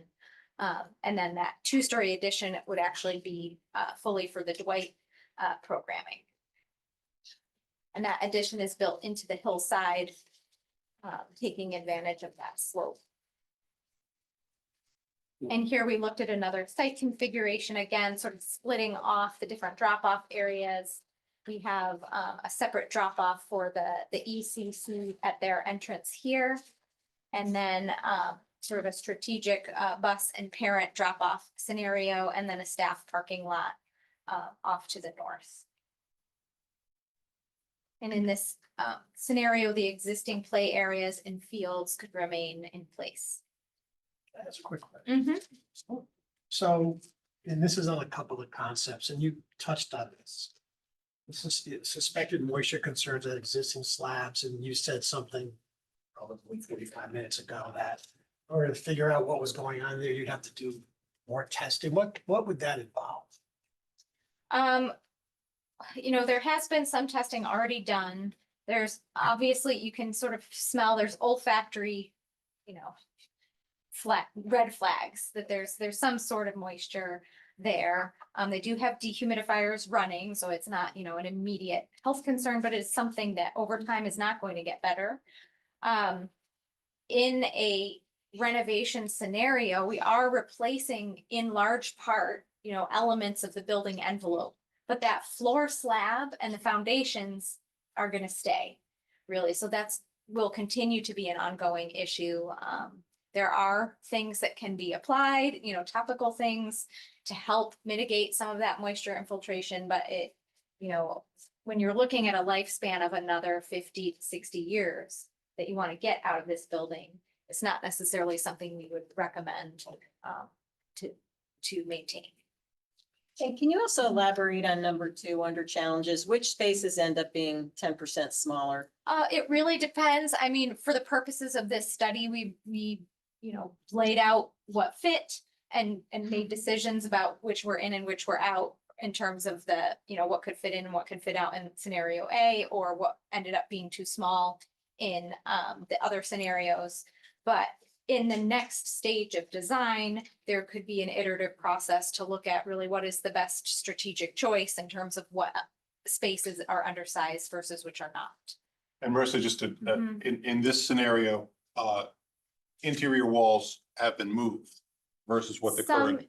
Some interior walls were moved in the preschool area, for example. We did relocate some walls there to fit the program.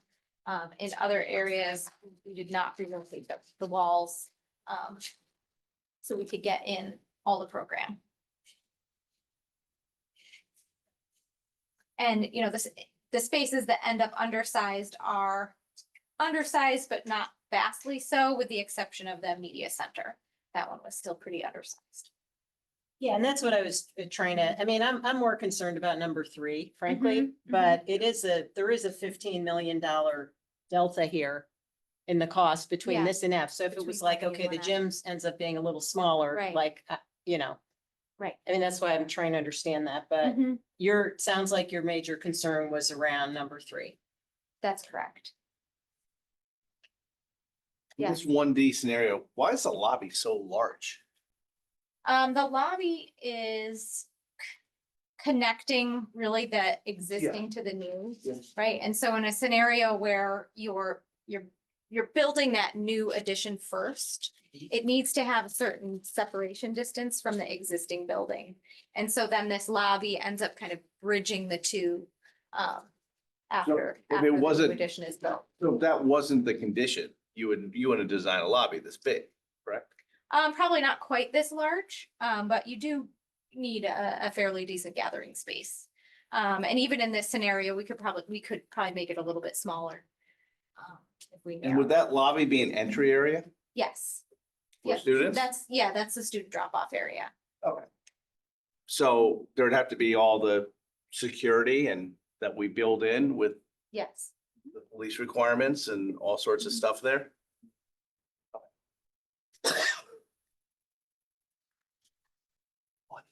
Okay, if we jump to concept 1E, this is looking at a new build, but just for the Dwight program. So this concept does not include an ECC population on the site.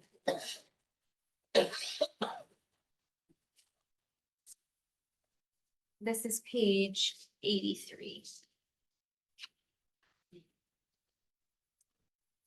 In this scenario, we're able to place the building into the hillside. This brings all of the students in at grade from the parking and drop-off areas. So they can come in directly at grade from this level. And then once you're in the building, there is a transition lobby to get up to the second level, and that's where most of the classrooms are. And those then have at-grade egress from those wings up at that second level.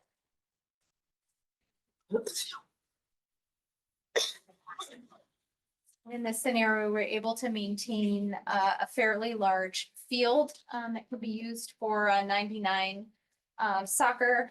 And then we also have the playground areas and the paved play for the school. Can I just, so this scenario, this is a $12 million delta between this and 1F, but this would then require those ECC classrooms elsewhere. Is Yeah. anything paired with this 1E to determine if that made any financial sense at all? Well, the objective was to look at this scenario, include that in the options. Right. And But then, knowing that if yeah. we were going to do something like this, we would then. This Yeah, wouldn't be the so, full cost, you'd have to incur the cost of the 5 classrooms elsewhere. right, And so we don't have that standalone.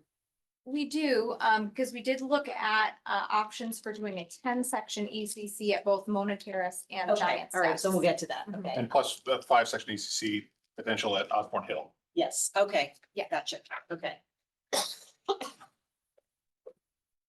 Okay, so then, Marissa? yes. go I ahead. hope you don't mind I calling you Marissa. I just didn't write down your last name. You're welcome. to call me. Marissa's fine. You can Call me Jim. So with this scenario, we're losing 2 soccer fields and a softball field. No, in this scenario, we do still have a soccer field. A baseball field I do not believe fits on the site, so there is some loss to, the Parks and Recreation field quantities. Okay, but I'm in the immediately preceding one, I'm seeing 2 soccer fields and either a baseball or softball field. I am Talking mistaken. about this one. Yeah. In the 1D, there's a little bit of expansion in toward that, up onto the slope, but not onto the fields. So what I'm seeing is Right. like. 1E and 1F, It's it's the field that wings. we're talking about right Yeah, now. so the existing field right now has a 9v9 and an 11v11 soccer field on it and the baseball diamond. Yep, In the new, you would be able to maintain one of the soccer fields, not both. smaller and one. Not, yes, definitely the smaller one. Maybe the larger one, depending on how you lay out that upper field. But that would have to be looked at in more detail. Okay. That field's not that old, correct? I don't. The existing fields up there. Are they grass There or they were are, some- are they They're turf? grass. They're grass. They're grass. My recollections, they're not all that old. Yeah, there was some soil testing done. I'd have to look back and see the exact date on that soil testing, but I think they did that around the same time they put the I mean, fields in. fields have been there for a long time. but I'm The talking field's about- been there, but the rec department, I thought, spent money on doing drainage, Mm, doing the whole field. mhm. Um, Restriping. you know, not, yeah, it was a little bit more than just, you know, planting grass. So I just don't want to make it, like, it's not an area that we just cleared of trees in the last 5 years. That's not, No. that's all I want to say. No, although, to me, I thought there was some tree clearing to get it to be this size. What used to be there when I was driving up there to play my rec softball with, you know, from Holland Hill up there. That's not the fields that were there. It's not even close. So that was done as part of the rec department because they were trying to expand their soccer field. Had a major shortage. So we would be losing at least one field. That's right. But also, you know, one of the reasons that we looked at citing the building the way we did Sure. into the hillside is it did offer that opportunity to maintain at least some of the recreation space on the site. Because I know previous studies had looked at putting the building entirely up there and losing all of the recreation Yeah. space. Just seems like on that plan, though, before we get to 1F, it Mhm. just seems like there's a lot of space for parking. Like The- acres. 1E. Yeah, 1E, that's the one, yeah. Yeah, well, a lot of that is parent and bus drop-off Mm-hmm. loops, which do take up a lot of space. So is that the trying to preserve the fields? Was that the driving force behind the hillside? No, not necessarily. Siting? Okay. You know, it was looking at other alternates, also taking advantage of that grade change, because when you do split it, and you maximize the at-grade egress, which gives you more options for where you're locating, children in the building, especially the younger children. When you have a 2-story building on a flat site, you end up with a very large ground floor, because all of your essential items have to be on that lower level and all of your youngest kids have to be on that lower level. So it makes the building pretty sprawling. When you're able to take advantage of a grade change, you can make the building more.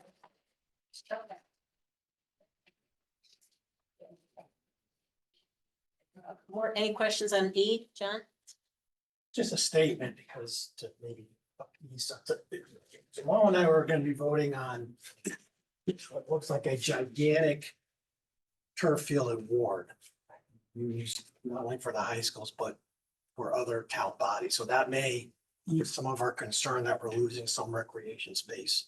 Like just throwing that out there.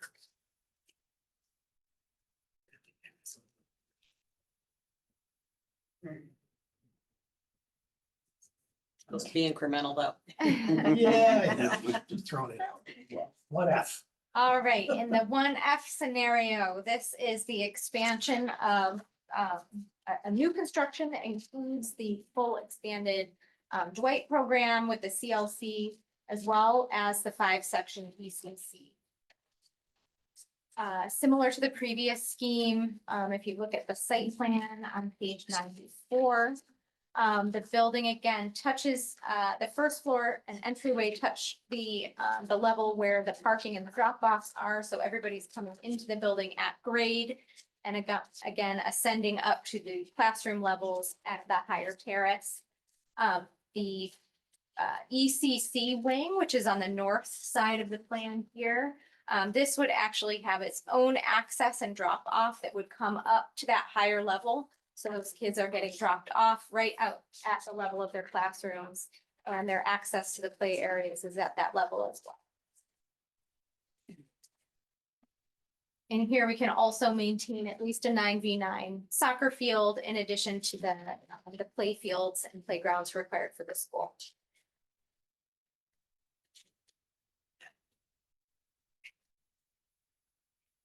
If we look at the plan, we're able to accommodate all of the program. We don't have any undersized spaces in these new build scenarios. This is a 5-section ECC, correct? Correct. Can I, and I don't know if this is a question for Mr. Peterson or you, but did your firm look at the previous analysis that was done by Silver Petroselli? I guess I'm trying to understand, do you have it, is there something in here summarized that sort of explains the cost differential between what we heard about a year ago, which was, I don't know, 11 or $12 million less than this? What's driving that? Well, I believe we provided you with some Petroselli work. My recollection of what First Selectman Gerber wanted at that point was to make sure that they knew that the work had been done, but not to let that color their own work. We didn't ask them to kind of recap what Silver Petroselli did. But what Spigalis did was in much more detail than what Silver Petroselli did. It was really just a very top level. No, and I get that, but do we know where they were off? Like what drove the 12 million or 11 or $12 million cost difference? I don't know that we've done a comparative analysis of those. We've just relied on the expertise of Spigalis to tell us what their design cost. You know, I recall when we had that follow-up meeting, right, actually, I guess it was the Board of Ed's meeting with Silver Petroselli and the First Selectman and Ms. Charlton. When we were trying to sort of pin them down on, you know, I guess like likelihood of the cost, they had suggested that you would need something called a schematic design to get any closer. So Which we still don't have. we still don't have, yeah, we still don't have. Correct. But I mean, That's why I'm asking. I'm this suggesting it, question. maybe it's like, you know, who knows who's more right on it. It could, I think, Well- once you get a design, you get, I just think the work that Spigalis did was much more comprehensive than what the Silver Petroselli report represented. I think Marissa's trying to answer the question. Yeah. Oh, God. And, you know, different estimators use different contingencies as well, you know, so one of the big items is a design and estimating contingency. And so since we're at such a conceptual level right now, we typically use a higher percentage for that number. As we get further into the design process, so at the schematic design phase, at the design development phase, you'll get estimates that will be more refined and that contingency number will come down. You know, so some of the numbers that we're seeing here, you know, it's possible Silver Petroselli was using a different designer estimating contingency.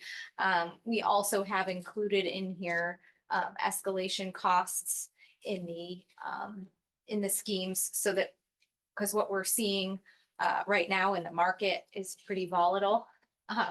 And so we're looking at the comps in the market right now for other projects that we have in estimating and construction. And so that's influencing where these numbers are at. And so even from a year ago to now, there is quite a big difference. was the escalation assumption in Silver Petroselli's report different than yours? I'm not sure. I have not looked at a detailed comparison between our estimate and their estimate. One thing that I'd be curious about, and I think this is probably relatively easy to check, but if my recollection is correct, I think the Silver Petroselli report was basically the best guess on a cost per square foot basis, and based on the square footage of the building times X number of dollars, that's what came out, plus contingencies and such. But I'd be curious to know if the square footage is similar to what they talked about, because it could be a difference in size, or it could be a difference in cost per square foot. But I think we could look at that Silver Petroselli report and compare the square footage and the cost relatively quickly. The difference in kind of where we were in the process Yeah. was we provided Spigalis with the past ed specs in April or May, not long after you began the work. Whereas those had not been finalized by the time Silver Petroselli was doing their top level, kind of high level Yeah. analysis. So again, like Spigalis represents exactly what the Board of Education is asking for in terms of the ed specs. So there may be some difference. I have not gone back to check, but again, I tend to lean toward what, who did the more comprehensive work based on the documents that the Board of Ed gave them. Would you be able to go back? Okay, so on the site plan that we're voting on tomorrow, when we're looking at this today at Dwight, we have the lower parking lot that's there. Is that's removed from this scenario, right? In this particular scenario, yeah, we moved the parking up closer to be, more accessible to the building. So whereas right now, there's a parking lot sort of on this slope Which here, is usually empty. right? It's, I pass it every Right. day. Yeah, and it's so, empty. so instead we're teachers park in the back. accommodating, staff and parent parking here along with the drop-offs. And then there is some parking, on the north side of the plan for the tennis court accessibility and overflow parking. The parking is bigger than the building even. It's taking up so much It does look space. pretty big right now. One of the reasons for that was since we're building new, we're able to create the more ideal scenario for the drop-offs. In this case, we can fully separate the parent and the buses, which is best. And we can also accommodate, the full amount of spaces for the staff parking. Whereas in other scenarios where we're doing renovations, we're having to kind of share some of the drop-offs, or there's a, side to side drop-off instead of these separated lanes, which are better and safer. Are we using a lot of our acreage for this? Because it looks like we're using so much of the land for this parking. Is that in line with our other schools? So they're parking for bigger schools. It looks significantly larger.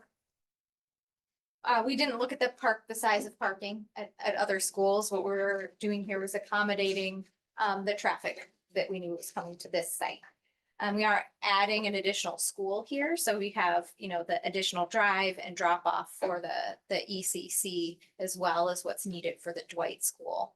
And again, not overlapping those or anticipating simultaneous use of those. Just on this, aren't you required though, maybe this kind of gets to the question. You're required to have a certain amount of parking spaces for the size of the particular building, is that correct?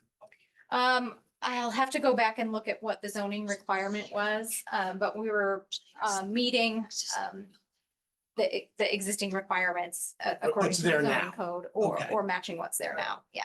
I'll just add, again, we're putting more kids on the site Right. than are there now. Mhm. So we will need extra parking for you.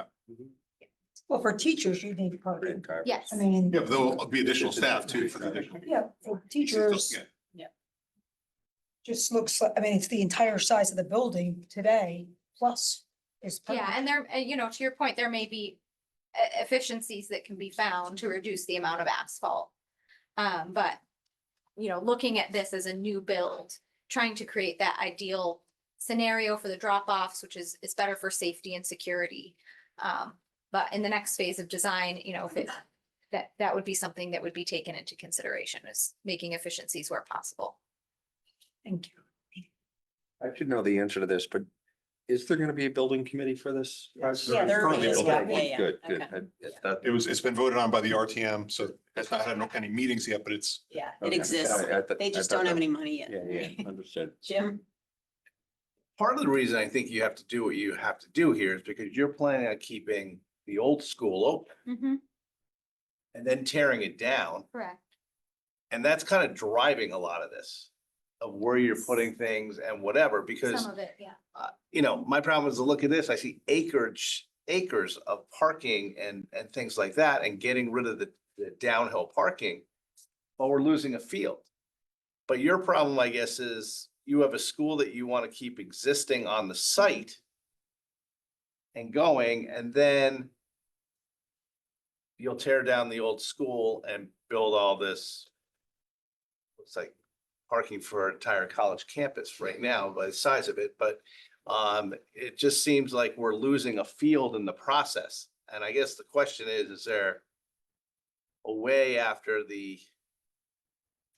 have you looked at any possible way that we could use some of the area where the school was, some of that parking, to put another field and still use the downhill parking?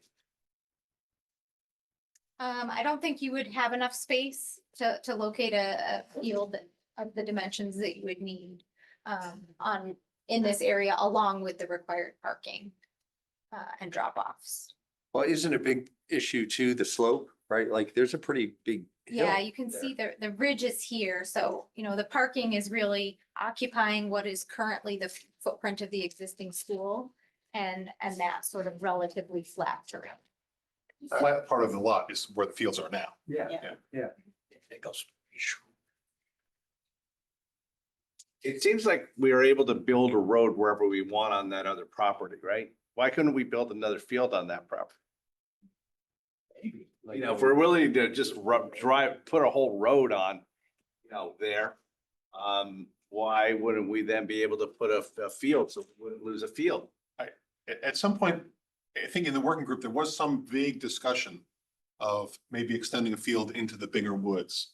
But I don't know, I'm just as. We're gonna have this general road idea. there, we could see if Parks and Rec wants to put a couple more fields up there, clear the whole area out. There are other challenges with doing that, as you know, but. It was thought of in the general scheme of things, but not any further. Challenges meaning neighbors or Neighbors and town.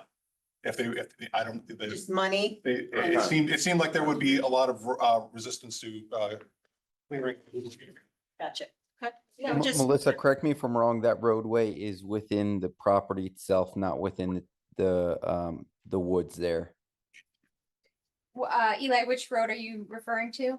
The road that goes, what is that there, west of the tennis courts there? We are not approaching inside Binger Woods. We did talk with conservation about that, and it would be frowned upon to cut down the woods to create more fields.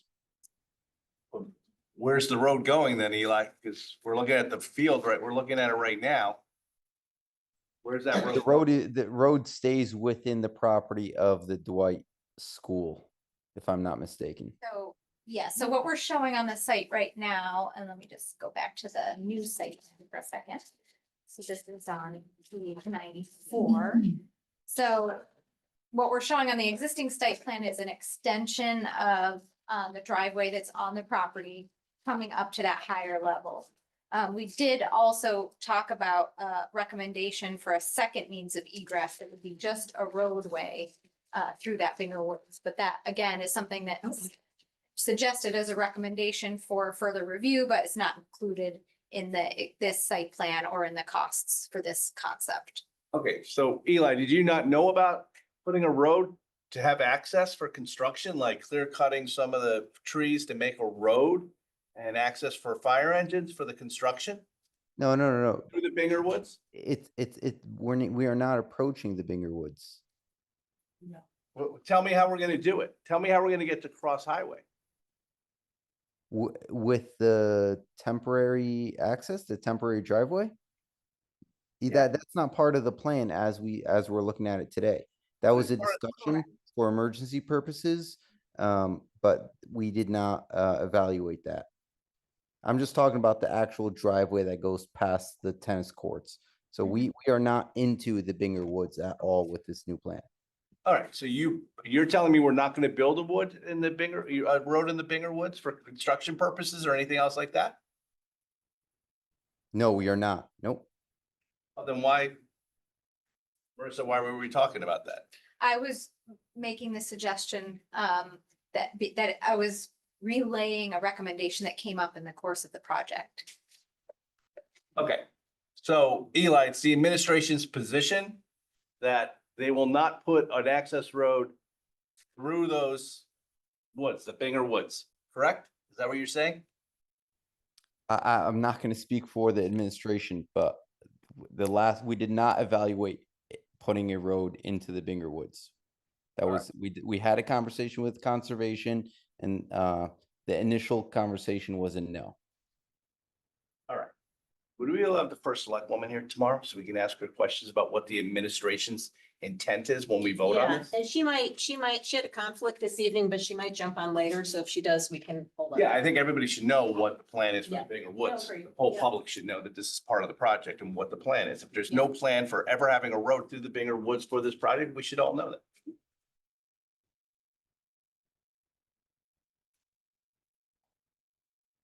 So how would the construction people get to the back? On the left side, So in the Marissa? plan now, yes, that would be the idea, is that during construction, without any additional access to the site, that the construction access would be on this driveway to the north. Yeah.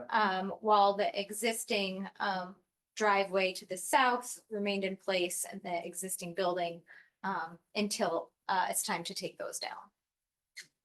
So you'd have to redo the configuration of the parking and I guess some of the parking, but also the entry and turnarounds for the school, the existing school that's there now.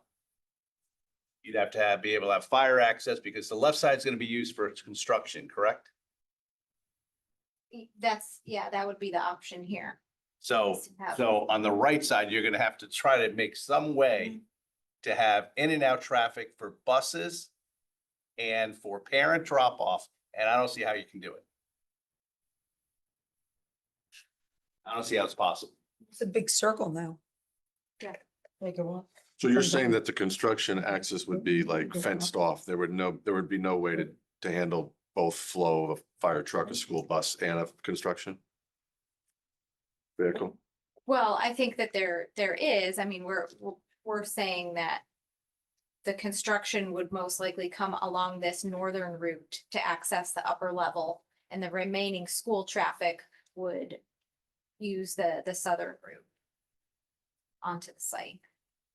Eli. Again, like So this. you've got this as a, so you've listed that as the challenge there, right? Yeah. Number one. Yeah, there are challenges. There are challenges and there was a recommendation, but it's Yeah, just and- not costed out or included Right, in and there. that type of sort of site logistics plan is something that. would Wait, I need just to be wanna, worked out guys, with the because construction the manager. microphones pick up everything, so Mhm. the public can't hear her. So I'm sorry, can you say that again? I was saying that, in the next phase, the site logistics and, the way that the construction access is laid out and the temporary scenarios with the parking and the drop off, that would all need to be worked out with the construction manager in terms of how they would anticipate working on this site. So generally, as the architects, we're looking at it from a pretty high level, but it's going to be the construction manager who really owns that piece of it. And so, they would develop the site logistics plan and work out what the options are. But I'm looking at high level too. I'm looking at the highest level, about spending $76 million there. And you don't seem to be able to provide me a scenario. On all the other scenarios, you could show it to me how to do it, right? But on this scenario, All the I'm not scenarios are seeing, I'm pretty not seeing similar. how we get construction access to the back, which I understand has to be done Mhm. separately. That's part of this whole process, keeping the old school open while we build the back portion, a whole new building, everything else like that going on back there.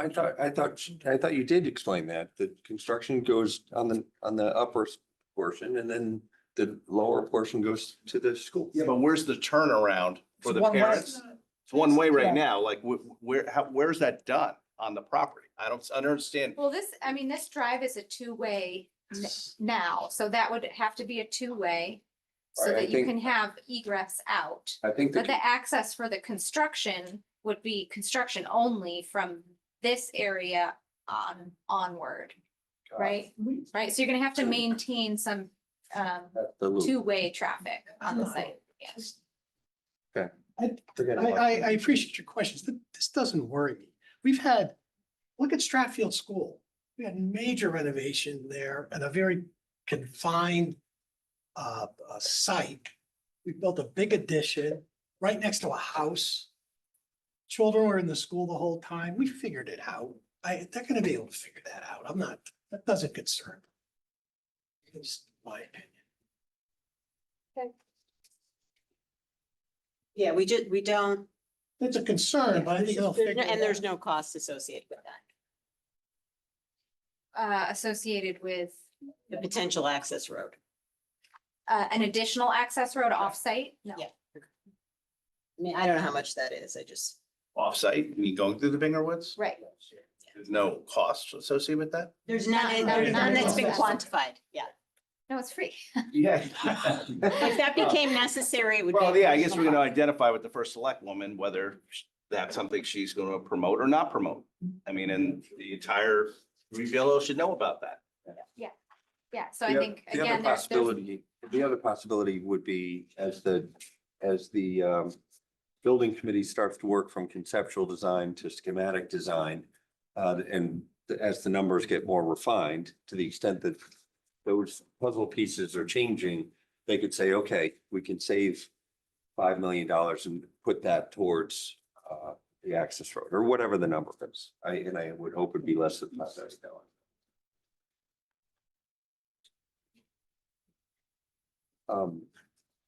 I had a question on, Yeah, go ahead.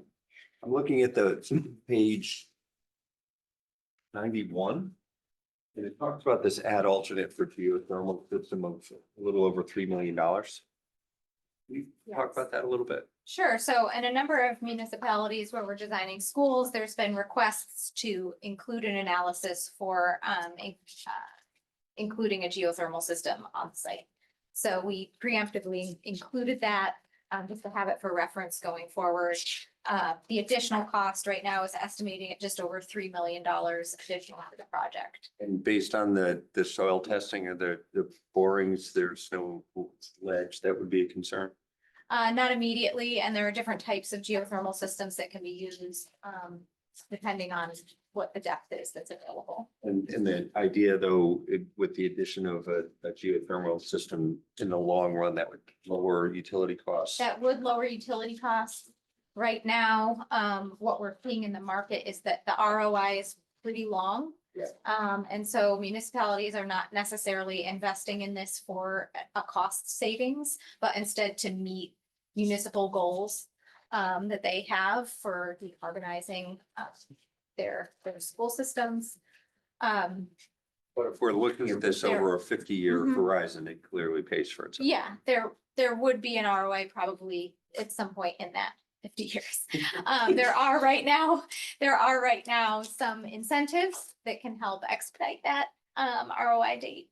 But it sort of, things are a little bit up in the air right now. We're not quite sure how long those incentives will be in place. Federal incentives? Local, so through like Eversource, there are currently incentives available. Are we gonna be voting on that or not? No, that was not part of the Board of Education request. Okay. We need to do the ROI calculations. Add an extra Assumption. 3 million to the 76. I know. No, That's what I I'm don't saying. even You better tell me the ROI is 5 years. Yeah. Something like that. Not. That was just something you put in there just to get an idea. Yes, yeah. That's helpful. It comes up frequently enough that we felt it was important to include that information. Just, can I ask, just broadly, what are the most significant risks here or uncertainties, would you say, in the cost estimate? A WIM 1F? Yeah, whatever. I mean, I'll just put this out here, when we started talking about this, I don't know, even a year ago, I said, well, what are we gonna do if this comes back at $80 million? People laughed at you. Oh, I was scoffed at. I know, I know. Like, oh, I- hey, mixed I up know. with Superintendent testing. I was like, that can't possibly happen. know. And here we are, so Here we I are. guess I'm just, and to your point earlier about the whole schematic design thing, I mean, Yeah, well, this is clearly a more thorough analysis, and Yeah, a lot more yeah. work has been done, but it's like, what, yeah, I mean, it's hard to say exactly, what is the most risky item in the list. What we're seeing here is compared to other existing projects that are happening right now, and numbers are coming in line with those projects. So we're not seeing anything that's wildly out of whack compared to other projects. We also, in terms of the contingency, like I mentioned, the escalation, we're being a little more cautious with those numbers because, we're anticipating that there may be some unexpected things that come up. That's why you have a 17% design contingency, Yes. right? Yeah, it's high now, It's very high. but it should come down, but at the same time, you expect some of these others might tick up. HVAC could go up, so that'll go up, but the contingency will go down. Right. Something that, just go back to sort of what I was thinking the first time around was that, I mean, this is higher. We don't actually know where it's gonna be really until we get a more thorough plan, but, on some of the other ones, like, I'm not confident that that the estimates are big enough. Like, for example, we know that the relocation cost it's 100% not right. right? It's just busing. Mhm. We don't even, we don't even know where they're going. So that's bigger. I don't even think we have an estimate. We don't. We don't. Yeah. That's what I'm Well, saying. yeah, we don't have an estimate. Right. But then Not also that it's right or the, wrong, we don't Asterisks have on one. that the one. hazardous waste. See, I think it's straight line across. I think it's like the same number for all of them. You're using just like, okay, this is hazardous waste. But what happens if you're doing a renovation where people are in there and then, I don't know, you open it up and it's like, oh, it's a wall full of cobras. Everyone has to leave. It's not gonna be less on a demo. Well, but you might have something where people suddenly have to get out of the school. That's the issue. That's right. And so actually in the renovation schemes, we did use a higher design contingency for that reason. Okay. And so you'll see that that number, that line item is Percent. higher with the renovation schemes as opposed to the all new schemes. Got it. Okay.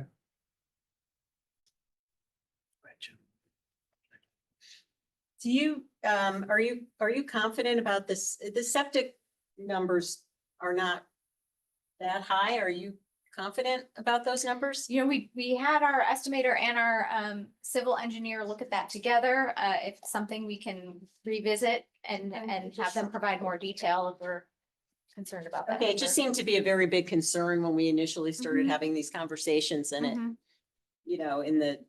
it's not nothing, but I mean, in the Right. scheme of things, it doesn't seem to be a, Right, well, when you're looking at a all new project, the numbers are pretty large, and so then it seems kind of like small potatoes.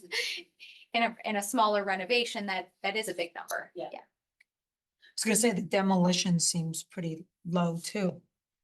Considering you're taking down the whole, digging up the parking lots, that's a everything, good point. Mhm. seems very low to me. $500,000. 2.4 million. Oh, wait, am I on the wrong line? Oh, sorry, I was on concrete. No, it's 500,000. Yeah, $500,000. It seems very low to me. Cause I thought the septic seemed low as well. So the Demolition seems demo- very low. Well, in the demo, I would add, so the hazardous materials, that's disposal costs? Is that what It that is? includes disposal, yes.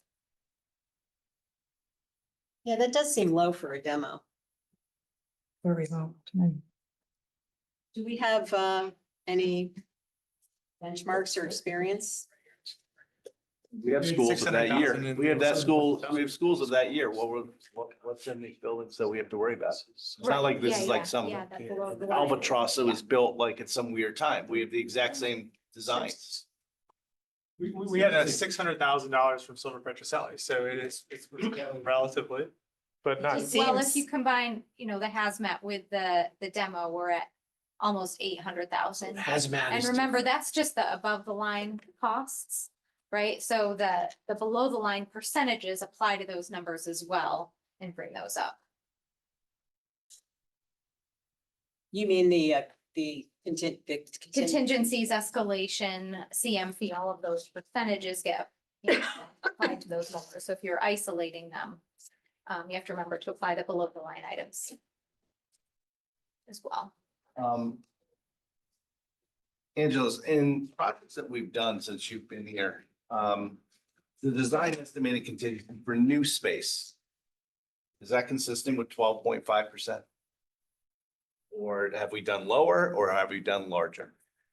You're saying the cost contingencies that we've carried? The design estimated contingency, what the percentages is, meaning that we're taking in this, we're doing 12.5% for a new building. Is that consistent? Have we been finding that that's accurate or? We've been finding that to be accurate between around the 12%. And again, that's at this stage of design, so that That's- number will come down the more specific the documents are. The closer we get to the construction date. Okay. What is, on the new, on F, I've just never heard of this, maybe I've not been to our elementary schools enough in their newer design, but in 1F,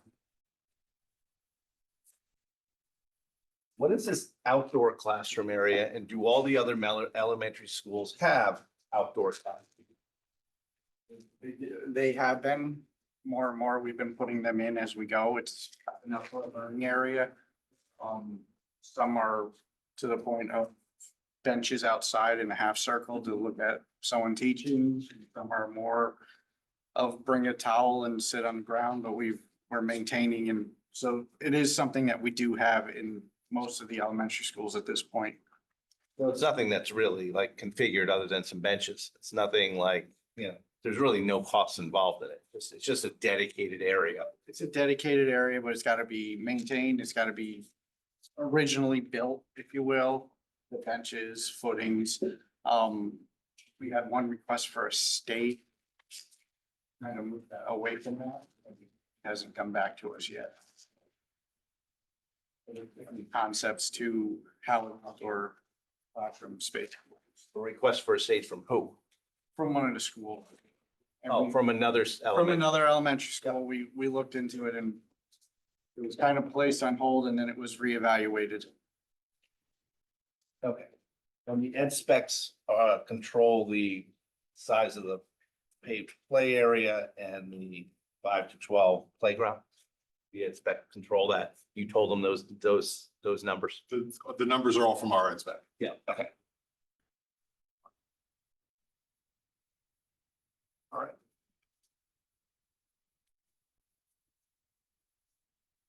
Do you have another question, Jim? I'm trying to think. You can go ahead. Put my Just, and I apologize if you went through this already. I'm getting confused. I know we talked about this on some scenario. I don't know if it was this one or not, but so under your challenges again, number 2, the upper wings impact the playing field area. What does that mean? Did we talk about that already on this scenario?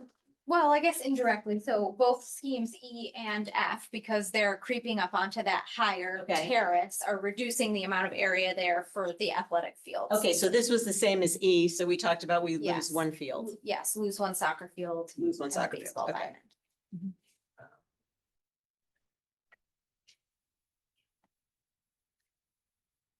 And then there would not be so we're not envisioning replacing that anywhere in this site. Basically, that's just gone, right? Again, the rest of the site has challenges with slope. Yeah. So, yeah. Okay. Go ahead, Jim. The escalation costs to the midpoint of March 2028 is pretty expensive. It's like almost $6 million. 12.8%. 7 million, yeah. Can, what can be done? I mean, sorry, I had the 1E in front of me, so I'm quoting that number. So yes, so it's $7 million on Plan 1F. What can be done to speed this up, since you're asking us basically to vote all town bodies by the end of October. So by Halloween, we'd vote on spending $76 million. What can be done to speed that up, to reduce that number by hopefully millions? So the quicker the project is approved, the quicker the state gets the application in and processes it. The state is a minimum of 30 days, like I mentioned. With the holidays, it extends it out, which is why we're here coming before you tonight to try to get in before the holiday delay. Anything, and Marissa, pretty sure you guys do the same thing we do, but you go to midpoint of the project for the escalation. So if that midpoint of that project is moved back, if we get designs back quicker, if we get things turned, anything that moves that timeline reduces that contingency. Okay. That's the building committee then starting to do its thing, right? Be the building committee, which is why we got the building committee on board already. They're getting sworn in rapidly and we're getting them along. We want to get them the checkbook so they can start the process. And again, anything they can do to start that process and get it moving would move up that timeline. Well, if the town approves all the money, why can't they just start putting in an RFP out or whatever for the architect? RFP, the difference, Immediately. our intent was to talk to the building committee about going to an RFP immediately and then requesting special legislation for the approval of the project so that we can keep this moving. We don't want anything to delay the project moving forwards. And how do we prevent what I would call scope creep? So say we were able to save on that $7 million number. How do we prevent the building committee from spending it by adding things on? So, how do we do that? Because I've seen it in on other of your projects. Yep. They're like, we have this extra money we've saved, but we might as well spend it. It's just the town's money. We have that much money to spend. So let's just start adding this, that, and the other thing along the way, because they get pressure from the PTAs, people up at the school system. Like, we should have, for example, I'm not gonna say that that would ever happen, a stage, a covered stage. Besides covered stage. Yeah, nope. I mean, like, where it costs $1 million, but we've saved, you know, with the escalation, we saved $2 million. So the Board of Education has voted on ed spec. That is not in the ed spec. The building committee themselves are a representative of the first selectman's office, so it would be the selectman's responsibility, or I want to say responsibility, but they would have to make sure that they are adhering to the requirements of the ed spec and nothing beyond that. I completely agree with that. The charge is very specific that Yeah. the building committee's authority is to execute the ed spec it. passed by the Board of Ed. Okay. So it will be built exactly the way it's approved. Unless there are changes, that's what the building committee is charged to do. Changes by the Board of Ed on the ed spec, you're saying. Changed by the Board of Ed or Board of Selectmen, but yes. Or like one or the other or both. Well, it's a building committee is a Board of Selectmen creation. Mhm. All I'm saying is the current charge of the building committee as passed by the Board of Selectmen says this building should be built to the ed spec as passed by the Board of Ed. So they really report to the Board of Select. It's their committee ultimately, but. And they can but dissolve the committee if they wanted to do something and That's beyond me, but all I'm saying is that the current charge of the building committee is to execute the ed spec as passed by the Board of I mean, Education. realistically, the only thing you could do is approve a lower number that didn't include some level of contingencies. That's it. So that they would, if the building committee wanted to do something, they'd have to come back. I'm not saying that's what we would do. No, I I'm guess the saying if question, that's the legitimate concern, that's the only way that you could, if you wanted some kind of oversight in terms of that, that's the only option. And when I was on. well, I guess the question is after some of these design estimation contingency, if there's a $5 million savings, do you amend the amount No, to lower? no. You don't amend the amount. We're voting on a number not to exceed. You don't amend the amount. No, but if John, if the amount comes in, the estimation, the design estimation contingency, as Marissa explained, is reduced along the way. $5 million savings. I really don't want them having access to the $5 million. Do we have to, it doesn't all get bonded at once though, right? Isn't it going to be drawn out? No, but we've authorized the whole Yeah. thing. Okay. Yeah, that's But so what why the couldn't- ask why is to couldn't- authorize the entire amount up front. Okay. So that's Jim's concern. I'm just, I will say, and Angela, correct me if I'm wrong, recent building committees have returned money to the town. Mill Hill returned several $100,000 to the town after the renovation. 20 something years ago, we returned money on, I think. Burr and he's still McKay. talking about Burr, just. Well, my point is this, my point is I'm only what I kidding. recollect is that the Board of Selectmen has a representative at all the building committee meetings, updating the Board of Selectmen as to what's going on. So things like that you're concerned about should not happen. Yeah. That's, I don't know what more they can do. Yeah, and speaking from experience, having been on a building committee, we also, for the clubhouse, returned money to the town. We were about $200,000 under. But the more realistic scenario is there's a scope for the project. As these numbers become more real, things are gonna cost more money. You know, some a little higher, some a little lower. But what's gonna happen is in order to keep it on or under budget, they're gonna have to go through a value add reduction and start to peel things off. And now instead of having cementitious board siding, they go to vinyl or whatever it is. Like there are lots of things that will have to be managed out of the project. And then when at a later date, as it starts to get to the finish line, some of those things that were part of the original scope, the building committee may want to put them back in if they could afford to. But they shouldn't add something that was never part of the original scope. Jim, if I can. No, I understand, but Craig, let me give you an example. I mean, you were on that building committee for the conference. Yeah. That gazebo thing where they. The starter shed, yeah. Yeah, that was never part of anything that came before I don't want to relitigate that, but no, there It wasn't. there was a starter shed before. The pro at the time, said that, he thought that they could manage the operations through the window of the pro shop. And when the design started to go out, that was just not when it became more tangible, that was not a realistic scenario. So that was something that we talked about and we put that back in, but I don't want to relitigate that. We're taking us off. I'm topic. just saying that I've gone to many of the projects that I've approved. And I see stuff that was never in the presentations or in the plans, including stuff that happened at the reconstruction of Penfield Pavilion and in schools.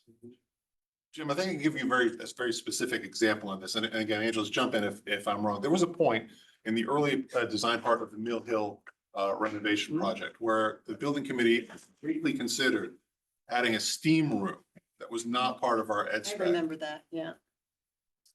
And that ultimately was not done The steam room for what?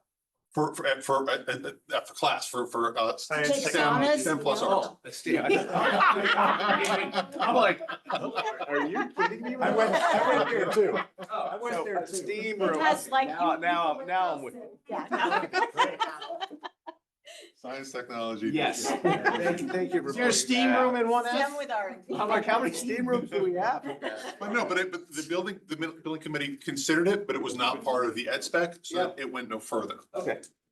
And ultimately, money was returned. Wait, we have our board historian here. Mary. So the project that most troubled me over the years was Ludlow, where we approved the windows as part of the ed spec when it came to us. We funded it. The ed specs got changed, the windows got taken out and the windows didn't get done, all unknown to this board. And then the windows came back to us, that we had to pay for them As its own project. as its own project. Yeah, that's a problem. And that's the most troubling situation to me. So it would have to be something we could say or do that if the ed specs need to get changed or reduced, that it come back to us before the money's spent. I don't know. I don't know how you would do that though mechanically, other than But- have, Yeah, have a less, I don't, yeah. and that's where that's really at the building committee level to manage those level of detail. But I agree that there's got to be some oversight of the building committee to make sure that they don't go beyond the original scope of the project. And if that's the board of selectmen, then, or the first selectman, then so be it. I'll also add that legislation about the membership of building committees has recently changed. For years, the Board of Ed just sent a liaison, a non-voting liaison to building committee meetings. But going forward, according to state law, it's either the chair or chair's designee has to be a voting member of those bodies. So going forward, there will be somebody from the Board of Ed with voting power on every building committee that will be there to enforce building to the ed spec. That may not be the oversight you're looking for, but it's a different wrinkle than what has been in the past. No, but it'd be nice if that person came every once in a while so we could ask questions about. I was gonna say, can we At ask? our quarterly meetings or something, have them show up and give a report. Kind of like Penfield, we got updates every once in a while. And the clubhouse did that too. Yeah, yeah. Well, and- 4 times in a year. And there's no restriction on the Board of Finance appointing a liaison from one of your members to come to the public meetings. of I the building committee. volunteer, Jim Walsh. I'll take that. I'll take that. I won't. Again, they're public meetings, so, you know, everyone is welcome. There we go.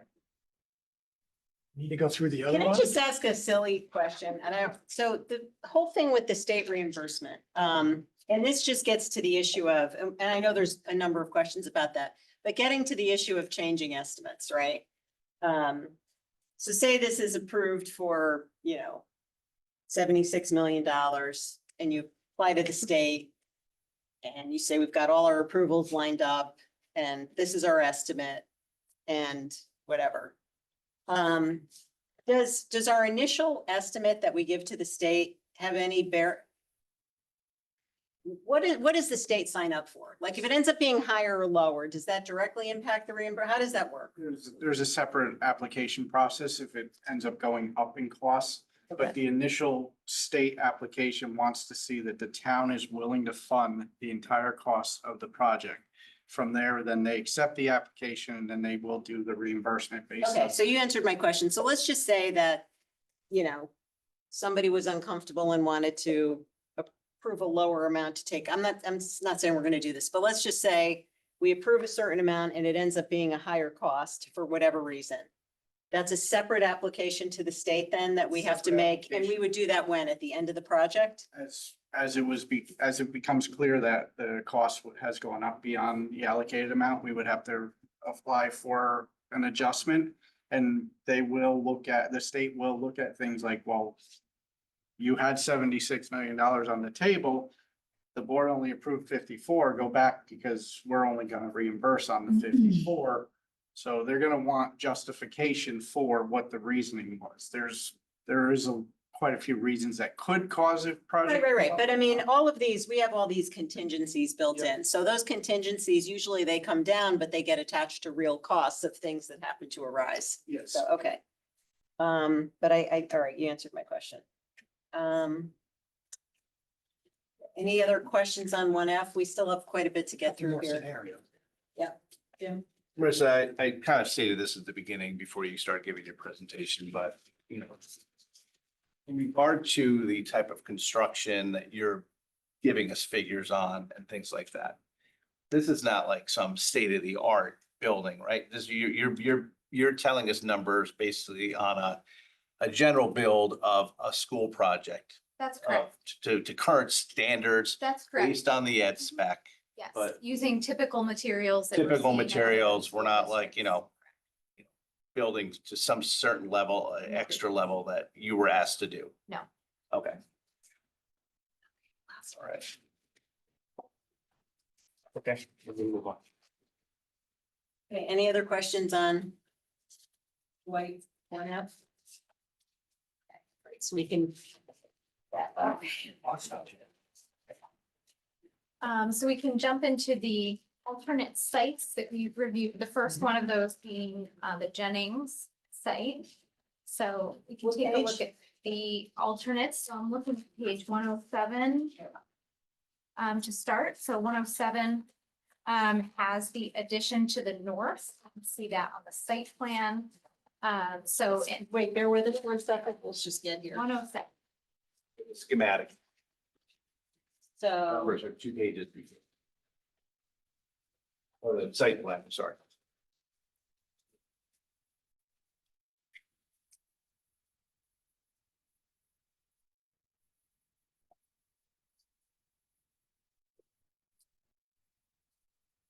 So there's 2 scenarios that we're looking at for the Jennings addition.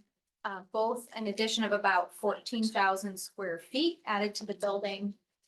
The remaining building would be existing but renovated.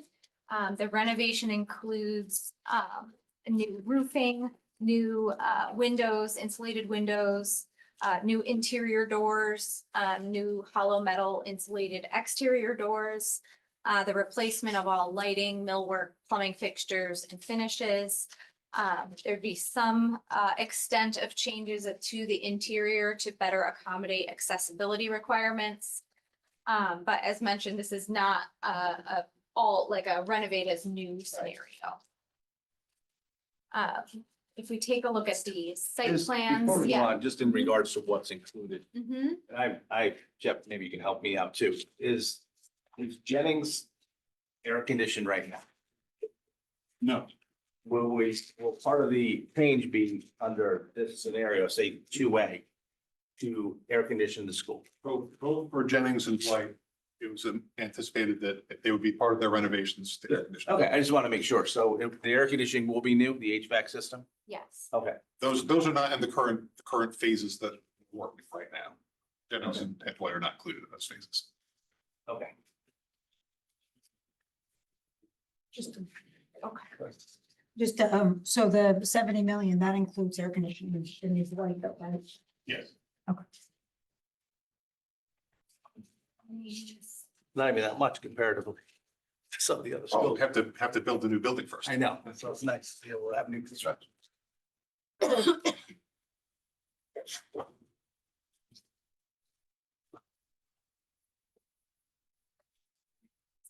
All right, so on page 107, the site plan 2A is showing the addition to the north with a new access drive and drop-off circle to that area, which would house the ECC programming. That way that the ECC gets its own separate entrance. However, in this scenario, it's kind of hidden at the back of the school. You don't really see it. It's not very visible, that preschool area, which is one of the downsides of this scenario. The upside of this scenario is that you're able to maintain a Parks and Recreation soccer field on the site. What we're showing here is also an expanded drop-off route to help alleviate some of the traffic concerns that the site is currently facing. This pulls more traffic up into the circle, allowing for a freer circulation down on the southern part of the plan here. In the second scenario, if we Can you jump, stay on the first one for a second? yeah, What's in the bottom, south of it, bottom right-hand corner, that green area? yeah, that's. What is the gray line that goes all the way around that? I think that's just a graphic thing. Let me jump to the existing site plan. So it's the extent of the stormwater basin. So it's showing the edge of that stormwater basin. Okay, And then the purplish color is the wetland soils. okay. Thank you. Okay. So just to quickly highlight the differences between the two concepts in concept 2B. We're also seeing the traffic curve up and the drop offs extended to alleviate the traffic issue. But in this scenario, we're putting the same size addition out to the east. And then this gets the entranceway for that ECC very visible at the front of the school, with the drop off easily accessible from a sort of a shared area out front, and leaving the rear staff parking area undisturbed. In this scenario, this outbuilding, this temporary structure here would actually be removed, because that's the music room now, so that would be in the new addition.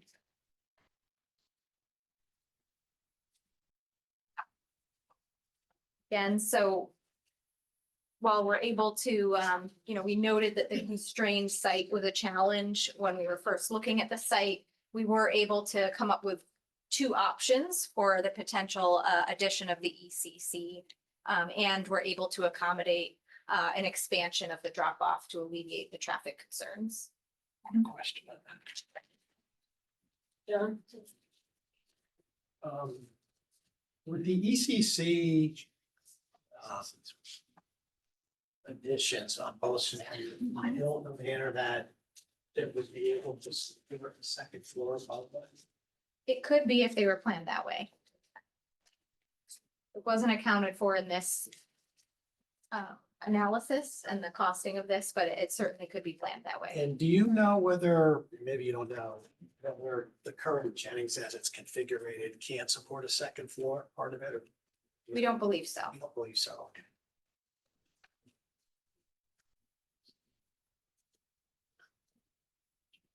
So just, I hate to back up here, but I just pulled up the capital plan from our meeting a week and a half ago.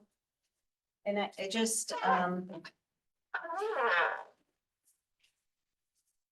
what's the difference between the white number from a week and a half ago and this report? It was 74 million. Right, so 57. in the packet, we discussed this. So the Board of Ed initially voted on the final report number that was in the report that City House released on the 27th of August. That was the report that came to us. That's the one that we evaluated. After we voted on our waterfall, Svials had made changes to the number. And so when it came time for us to vote on the waterfall, I put it to our board, should we vote on this slightly higher amount or the lower amount? And my board was of the had a consensus that it would feel more comfortable voting on the lower amount. That was the amount that Ms. Mead presented to us, and that was in the August 27th report.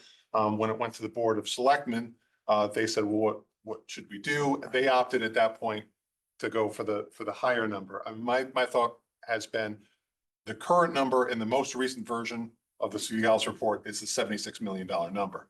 But again, my board in their specific request felt more comfortable with the number that we had been initially presented, knowing that additional information had come in. And indeed, some of the changes that you had made were in response to Board of Ed That's correct. inquiries.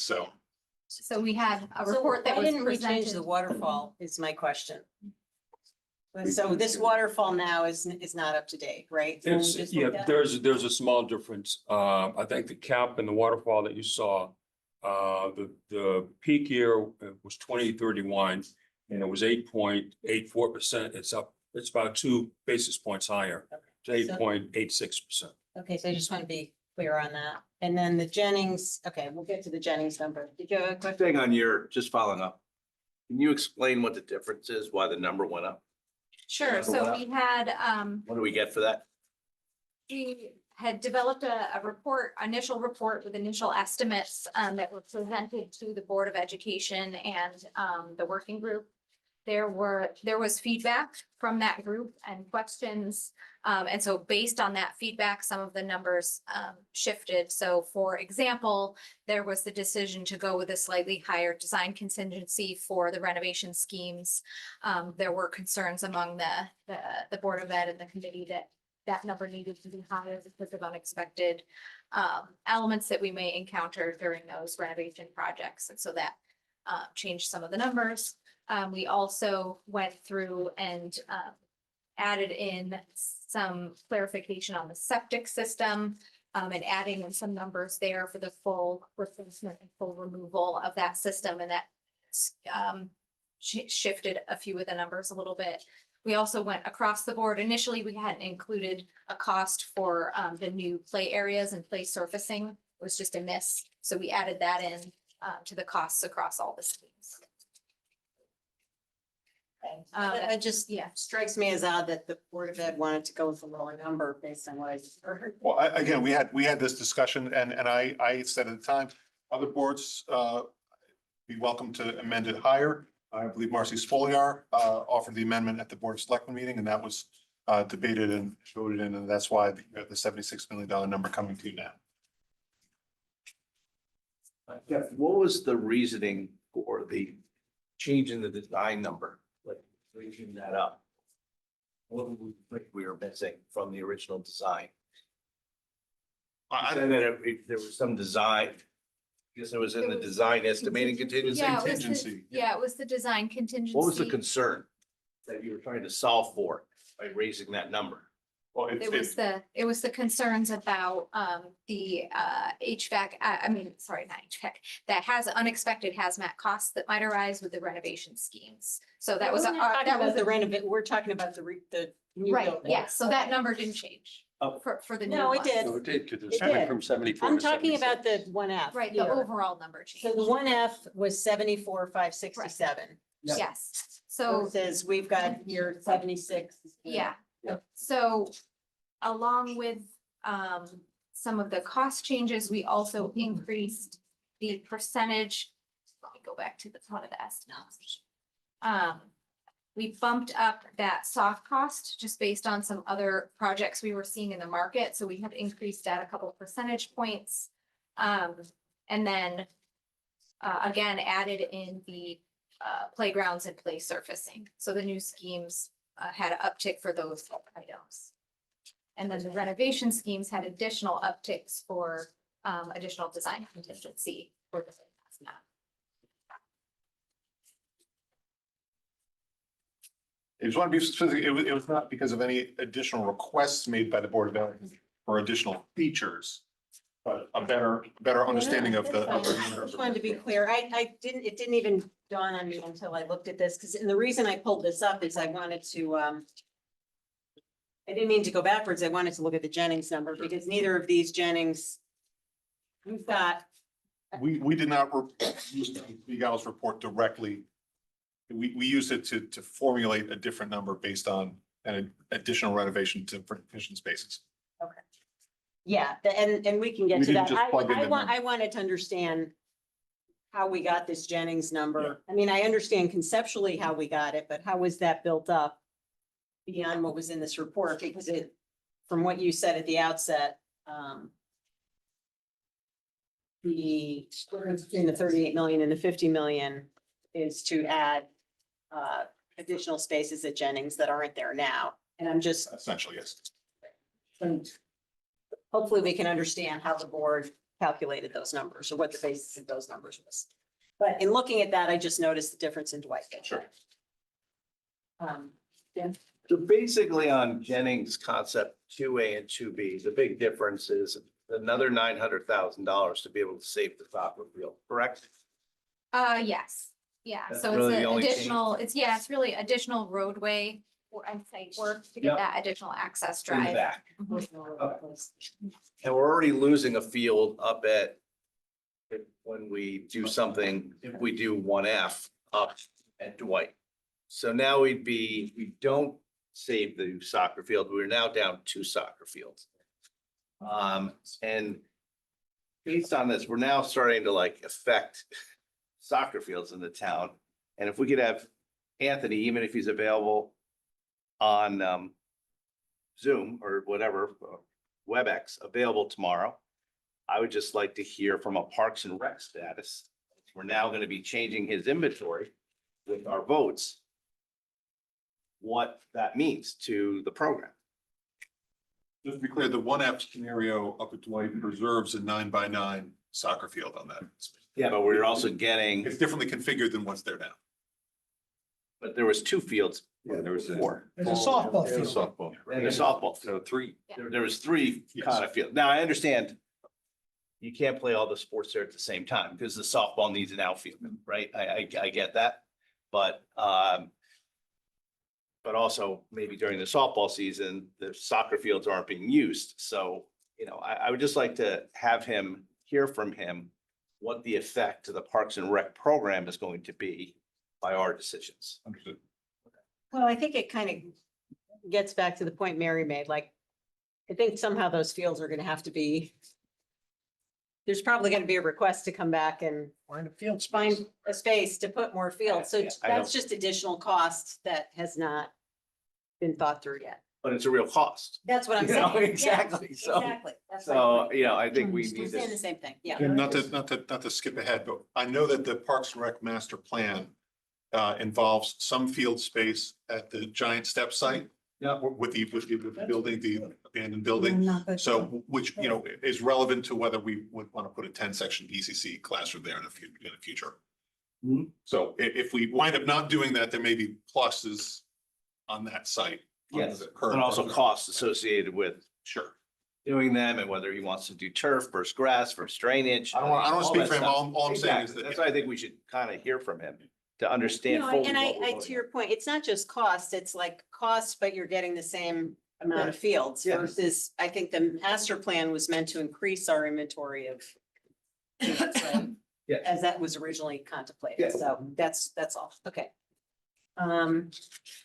Just, can I say one? Yep. thing? All right, so just the bottom line on Jennings. And I don't know if you mentioned this yet, is when the board's going to want to take some action on Jennings,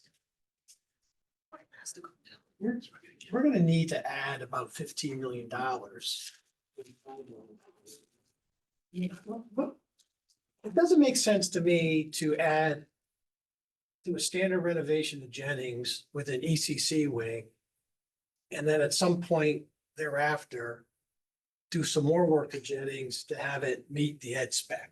Don't you have to do it all at once? I'm not advocating for doing it in 2 projects. All I'm saying is that from the Board of Ed's perspective, there's space deficiency there and there's need for ECC classrooms in this configuration.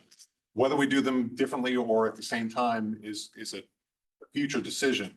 But the deficient spaces were just simply not contemplated in what First Selectman Gerber asked Okay. you guys to do. So that's, I mean, that's where that Yeah, disconnect I comes mean, from. I would have preferred to see the All in one. ECC space at Jennings with Jennings being renovated up to the ed specs. So and you everything with attempted the to cost. correct for that in the waterfall, but that's kind of a wild guess, the number. I wouldn't say it's a wild guess at all, but it is, you know, we didn't have a Spigal's scenario for that. Okay. All right, that's all I have to say about that, so thank you. No, and I mean, that's, you know, that's a little further down the line, Yeah, I but get it. yeah. Thank you. For the chair. Can I ask you a question? So when we were talking about earlier about how there's a concentration of ECCs on that side of town. I mean, I know we have other scenarios here that we can go through. Doing just like a bigger ECC at Dwight is not, I mean, I'm not trying to throw spaghetti at the wall, but was that also not one of the ideas? So, Like 10 ECC classrooms at Dwight.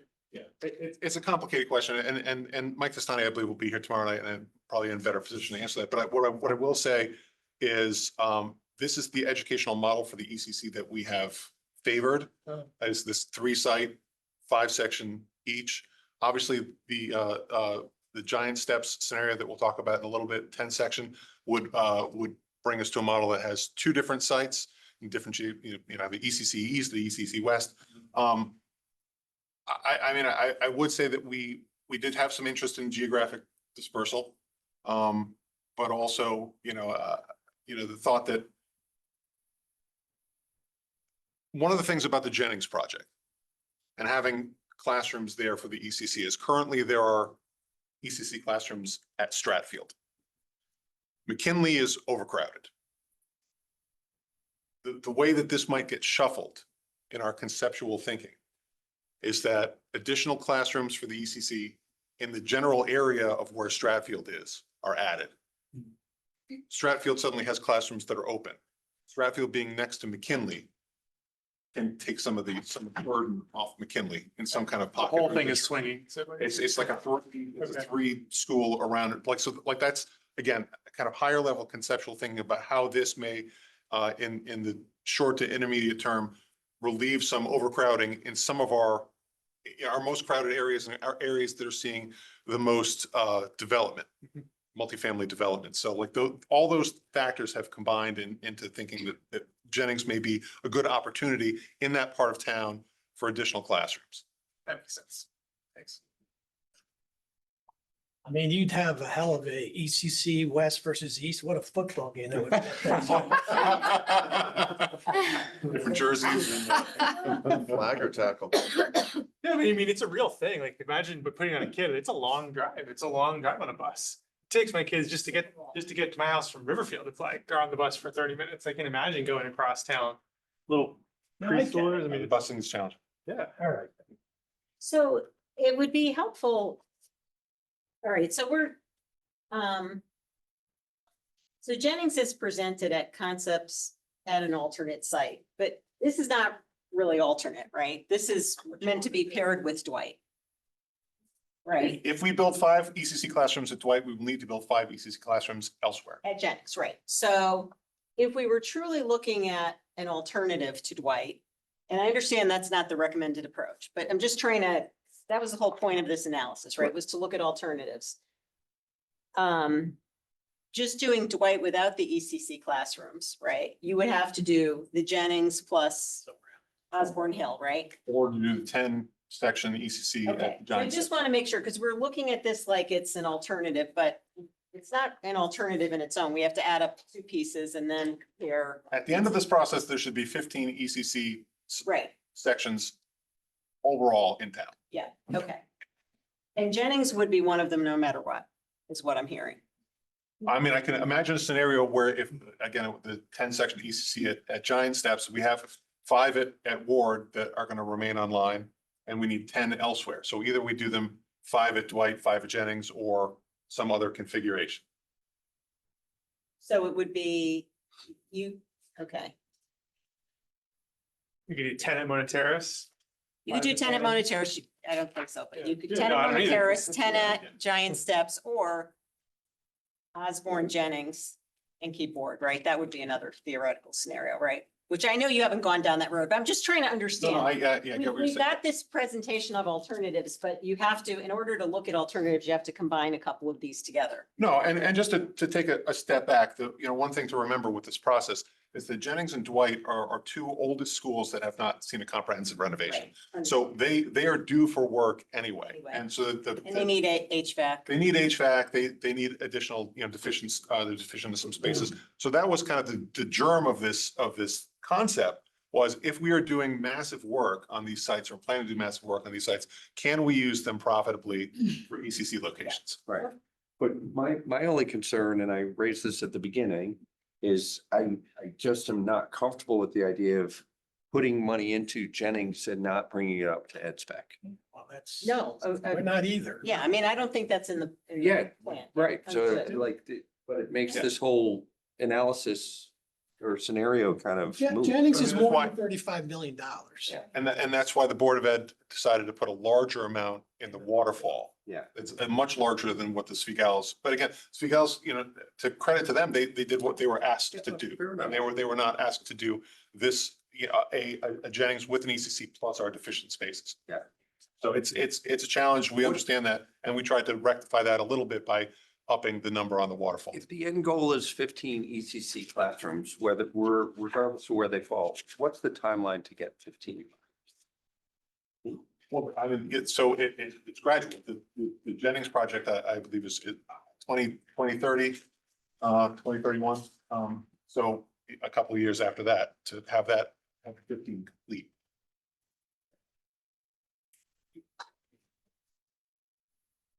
I'm sure get some questions. Oh, go ahead, sorry.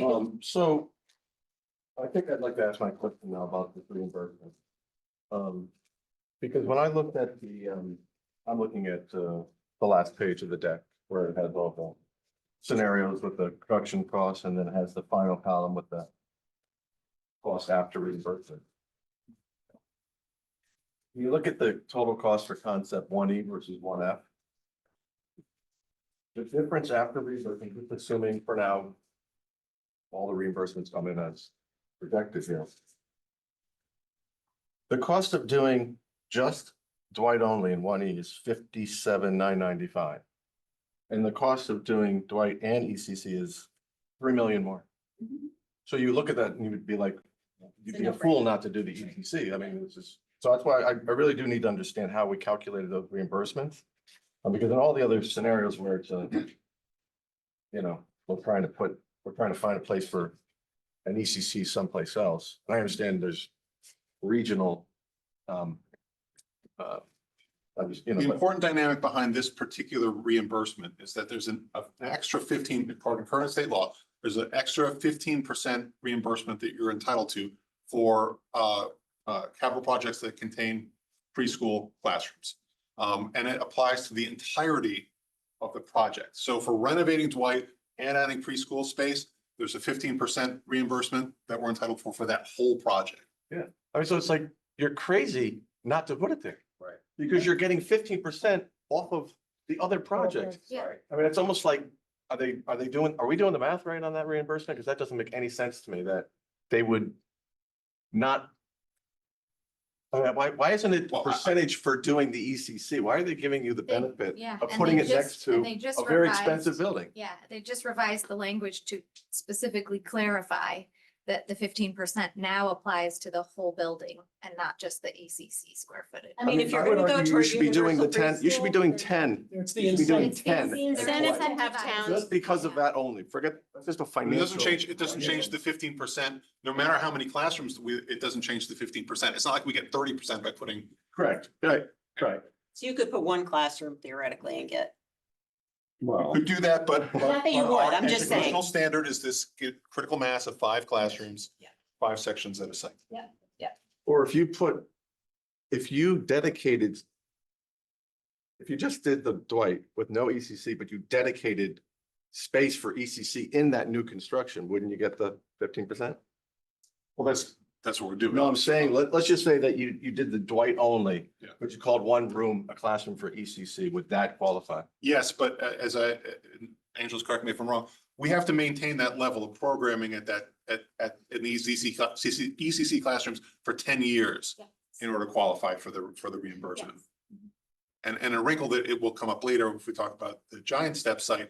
If you build new for a specific standalone site only for preschool, you have to maintain that level of programming for 20 years to make sure that you qualify for that reimbursement. Does that mean you don't get the reimbursement for 20 years?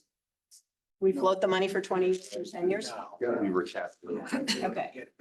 I mean, I know it takes forever. It takes like 10 years half the time, but. Yeah, well, you know, slightly exaggerating. But yes, but again, like kind of to your fundamental point, one of the reasons we want to make sure that we get this 15% reimbursement is otherwise it feels like leaving money on the table. And we don't want to wait so long that the state changes the rules, which we kind of have an inkling that they might do. Can I just have one more question on the reimbursement? Because this one's why did they give you a bigger reimbursement for renovation versus new? That's a good question. I mean, I think, Angelus, did you have a? So I will tell you that renovation versus new is renovation does get a higher reimbursement. However, in past experience with our projects, there is a lot of non-qualifiers or disqualifications for a reimbursement for a renovation project. So even though we're a higher rate, most of our projects end up dropping down quite a bit as they get into it and the state starts looking through the audit process and saying, well, this isn't eligible, this isn't eligible. So it starts dropping that down. Whereas a project that's a new build, it's 100% eligible.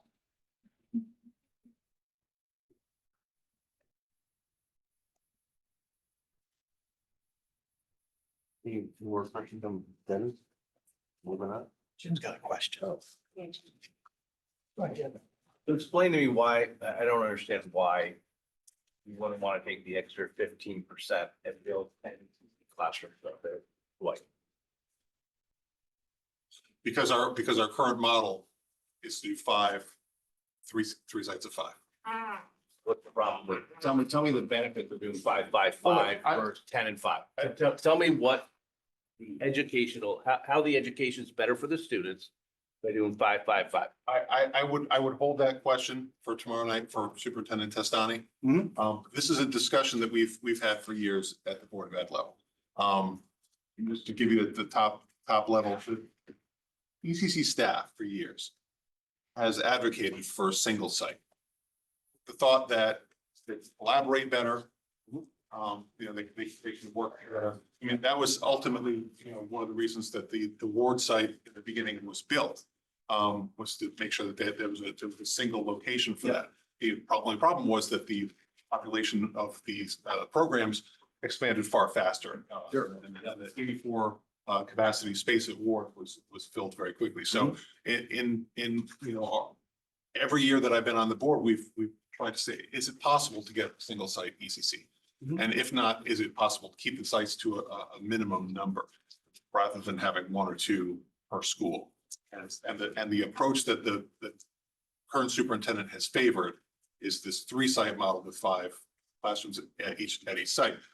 I will say that Superintendent Testani in working group meetings has said, if we could do the Giant Steps 10-site ECC, that the staff might appreciate having a larger site versus 2 small. And and again, I'll leave the question on programming more up to him, but if we put 10 sites up at Dwight, would that be similar? I guess so, but that's not what Svigal's was asked to do. I don't know how would it impact the space on the site or utilities or septic or traffic. None of those things were anticipated in this report. So. Well, I personally think you touched on it in terms of people in the beach area. It's a long drive up to Dwight, right? You just touched on it going from the top of Mill Plain down to the bottom of Mill Plain, you know, taking a long time. For commuting reasons alone, and convenience for parents, I would think that geographically distributed sites would be. As I said, that was part of our calculus. Of course, yeah. See, I mean, I don't know if you heard what Mr. Peter was saying about, I mean, it sounds like there's a few different motivations for having 5 Jennings, 5 Dwight, but part of it was swinging a lot of people from Draftfield, McKinley, like there's just a lot of movement that you accommodate that way. And that's, I mean, that's It helps with a important, very particularly with all specific problem in an area of town that is overdevelopment. overdevelopment and getting more crowded, yes. Yeah. Would be taking them to an area that's less crowded. Well, Like you again, said, Jeff, it's like, those people have been coming down to all these ECCs and they've had to do the trek all the way down to where you have them. And now we're changing that. It's just what it is. We can save money. Taxpayers can save money. For more, I don't know. The superintendent better have some good reasons tomorrow why this should be done. I mean, I like the one ECC site, but You like the one ECC said, like the giant steps, or you're just saying like consolidating it at Dwight or somewhere else? I'd like You can't to, do I'd like that to in save it, 50%. I'd really like to save the 15%. That's what I'd really like to do. I will say kind of to your point, if we have additional ECC classrooms wherever, we will be able to swap some out of Stratfield. So getting the extra classrooms, getting the extra sections online is critical. In the giant step scenario, some people are gonna need to move well across town, but some people are already over in that area. So those are the things to juggle. Merce, can I just ask you just general, I know I'm not asking you for numbers. If we added the 5, you think the site can hold 5 more ECC classrooms based on what you've seen there? Again, with the preschool students, you really want them at grade, right? So it's a scenario where we can't build up. So you're expanding, even more building footprint, and you're taking up more, you're losing that field. You're potentially taking up play space. You will need additional parking for the staff as well. So that's eating up a lot more of the site. It would be something we would have to look at and see with the town if that's something that is desirable. But I think, to Jeff's point, I think that the Board of Ed has reviewed what is the ideal scenario and ratio of the preschool students, which when you're combining it with an elementary school, and so you would have to, take their guidance in terms of what's appropriate. It's like, Jim, I might also add that if we did, just off the top of my head, if we did 10 ECC classrooms up there, right now we're estimating for the 5 capacity of 128 ECC kids. It would make it the largest school building in town by leaps and bounds. I think we've had nearly 550 kids there. Well, it's also making it, it's the most expensive school building in town. I'm just saying. More than the high school, more than a middle school. I mean, right now, it's going to be the most expensive building in town. Understood. So to me, if we could save money and somewhere, it would make sense and would get your ECC space online a lot faster.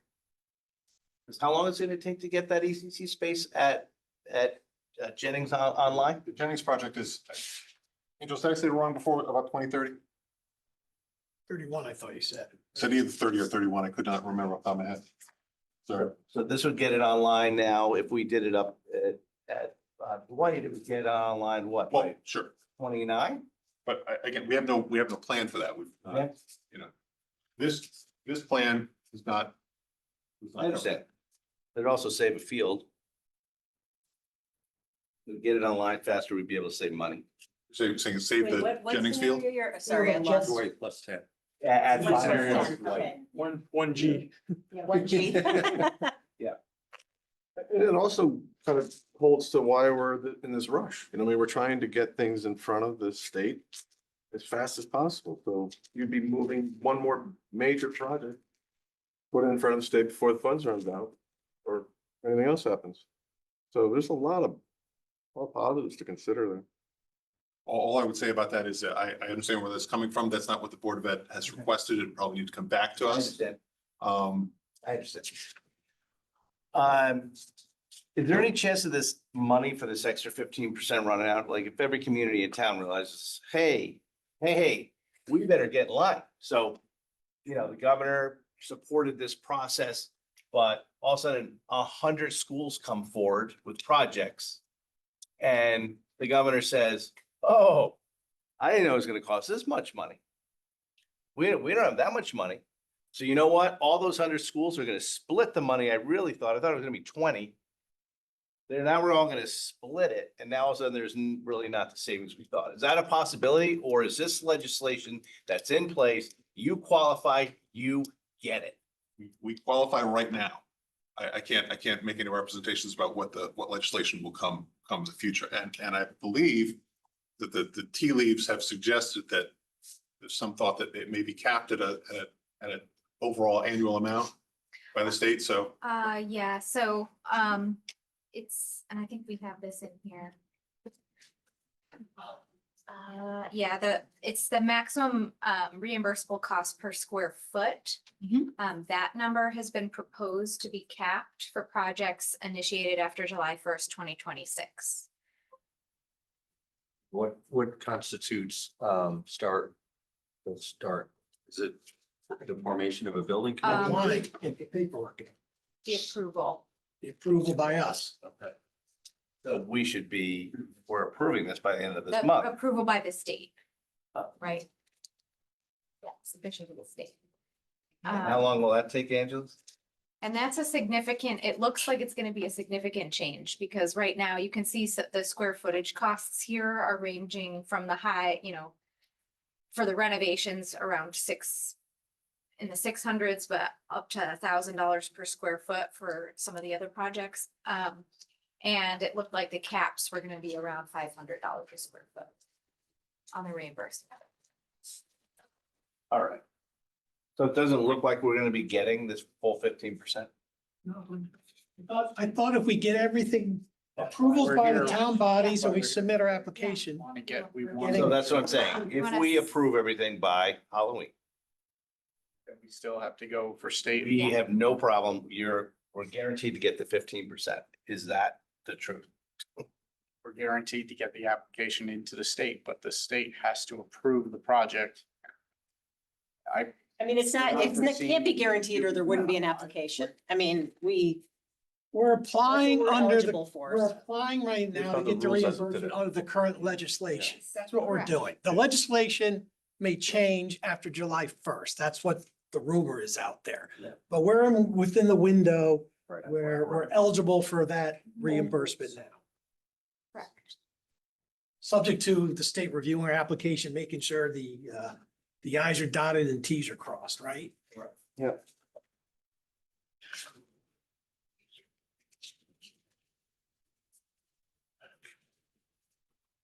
Okay. Ready for moment, Karen? Yes. Okay. Looking for salvation. No salvation. Page number. So I'm not sure how long we want to spend on Mona Terrace, but if we think just it's 1:19. jump back quickly to, some of the challenges with this particular site is that the entire site is really in the wetlands. It's also within the 100-year floodplain. This site, like the others, also has parks and recreation fields located on it. You can see here, this is the floodplain. So the entire site is in that 1% or 100-year flood. So when we looked at doing projects at this site, we did not include any options that incorporated an addition. We were just looking at doing renovation to the existing footprint to accommodate either a 5-section or a 10-section ECC.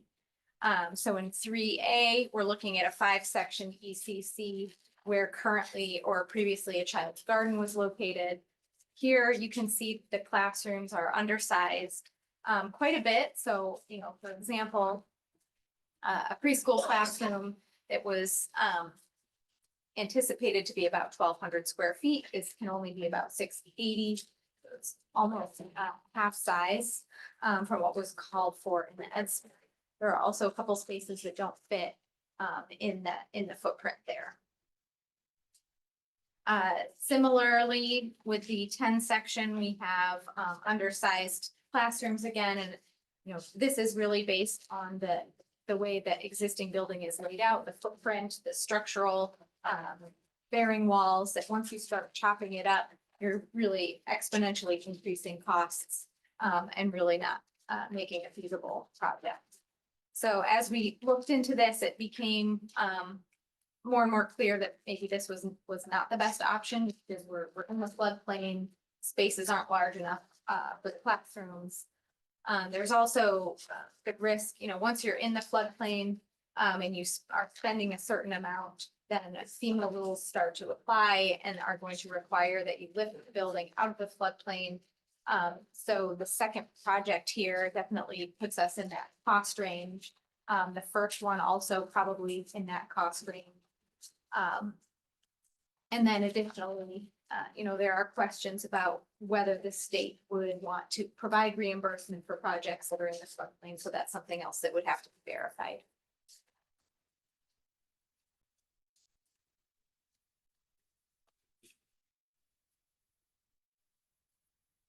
Any questions on Mona? We didn't get a lot of questions on this one. With the Board of Ed either. If we jump to Osborne Hill next. So Osborne Hill, this was a school where we were not doing any renovation to the existing. The existing site does have, it again is somewhat constrained in terms of its size, its location to residential properties in the surrounding area. But we were able to locate an addition and the associated parking and play areas on the site. Jump forward to the site plan. Here. In this scenario, we're again adding about 14,000 square feet for the ECC. We were not making revisions to the existing Osborne Hill building. The new drop-off and parking requirements for dedicated to the ECC are located at the south of the plan here. We're including a retaining wall. There's a fairly significant grade at this edge, so we were building into the hill a little bit and adding a retaining wall to allow for a flatter parking and drop-off area. And then the existing field, the baseball diamond to the rear.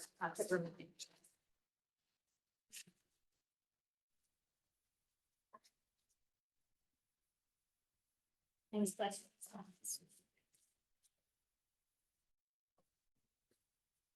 Well, I have a question, in the $49 million number that you have for Jennings and ECC, how much is the ECC?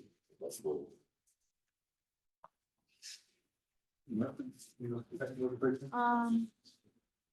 we have the, if we go to.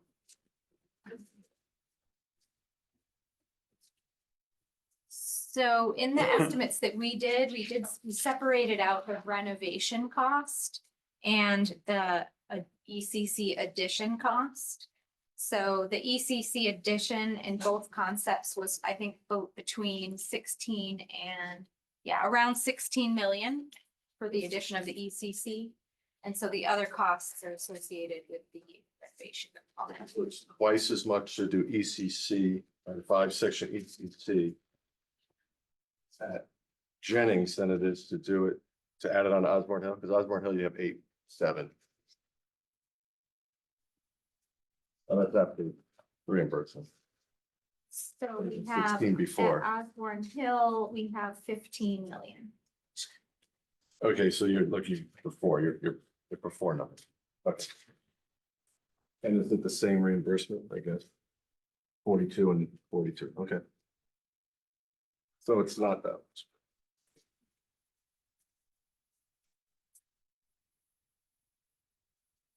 Do we know what the board felt about the ECC at Osborne Hill? That's what I was gonna ask. Yeah, I mean, and I was just gonna say, that's where I've been struggling on this is, again, these are the way the alternatives are laid out. I wish it was laid out like solution 1, solution 2, so like, because each solution has multiple buildings involved. Yes. And there's no comparison of that.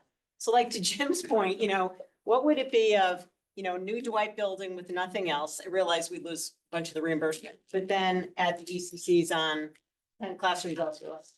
Compare like the feasible cost. Mona's not feasible, I get it, but that's where I guess we could try to construct it, but did anyone do that?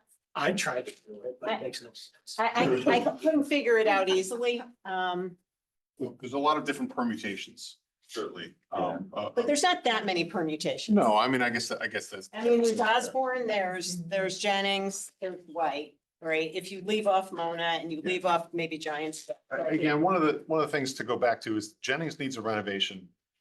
Period. Right. It's due. So something needs to be done on that site. I'll also add frankly that you'll see there's additional Osborne Hill money on the waterfall because that building has received kind of patchwork renovations through the years. And one of the things about this is that some members mentioned that we're adding the ECC, but we're not. So we're adding kids to the school, but not adding, upgrading any of the core spaces. So like the cafeteria, for example. So like that was a bit of a concern. And the idea that we put an ECC there, but not do any of the other work on the rest of the building, kind of independent of the other renovation that it would need, didn't spark a lot of interest from our board members. Again, like the ability to, the serendipitous that we're able to do a Jennings renovation at the same time as put an ECC there. Like I think for most of our board members, that was persuasive. No, I get it. And you also have the advantage of the reimbursement applying to the whole thing. So like, I get that. I wish the numbers were laid out that way. So, because it would be more apparent. No, I understand. I mean, look, the Osborne Hill thing, I think it was interesting because it, addresses a bit of the geographic issue as well. So like, separated from Ward, more closer to closer to the middle of town. So there were reasons to pursue this, but not ones that were ultimately persuasive for my board. Jim, did you have a question? I guess. The problem is, since this would not be being done. This part of these 5 classrooms till 2031, right? Is it the benefit to get the 15% on the whole building, but we don't even know whether that legislation is gonna be around in 2031. We have no idea. They might just do this for a little while, a couple of years, realize how expensive it is. And back off it. You could vote through everything at once. You do Jennings right now too. Yeah. I know. Our credit card's gonna run out. Can't do anything else for about 10 years. We did that, but. We understand these projects are huge and we're understanding that they're stacked one on top of the other. It's unfortunate, but these are the needs that we've seen. It's another reason why I'm interested in 10 classrooms up at Dwight, ECC classrooms up at Dwight, because you get it all done. And then you guys can figure out what you want to do with all the core stuff and stuff as Jennings on its own project. You don't have the building in your way and I wish we would have put that addition someplace else. Because expanding everything else in that school is now, tying our hands to certain things. I don't know. Can you submit the application as a planned expansion? Just get the application in today, get the 15%, and then just say, you're gonna do the first 5 ECC, and then the next year you do the second 5 ECC? Have to be submitted as separate applications, but are you saying like, could we, if you guys chose? Submit the application now, even though you're not gonna do it for 5 years. We could, there would be steps we would have to continue to move through those 5 years, establishing the building committee, going out to design. I don't think we could do it without spending money for 5 years. Yeah, there would be some costs involved with keeping it moving, but we We would would just start within a reasonable amount of time. Do a driveway. We should do it similar to John's favorite when we did. development. What's that? I have one building committee that does the 2 schools. And, when they finish one, go on to the second one. So we did with Burr McKinley. Well,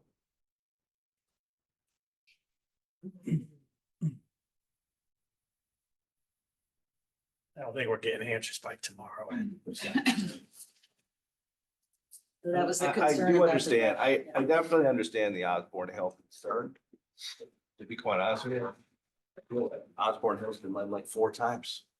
Just seems like they come to us, I know it's patchwork. They do, this. Just seems like it keeps coming back to us. Now you're telling me now it needs another major kind of. It hasn't had a comprehensive renovation like our other schools have. It's had A lot of, an annex, it's had Air it's had that. right? It has air conditioning?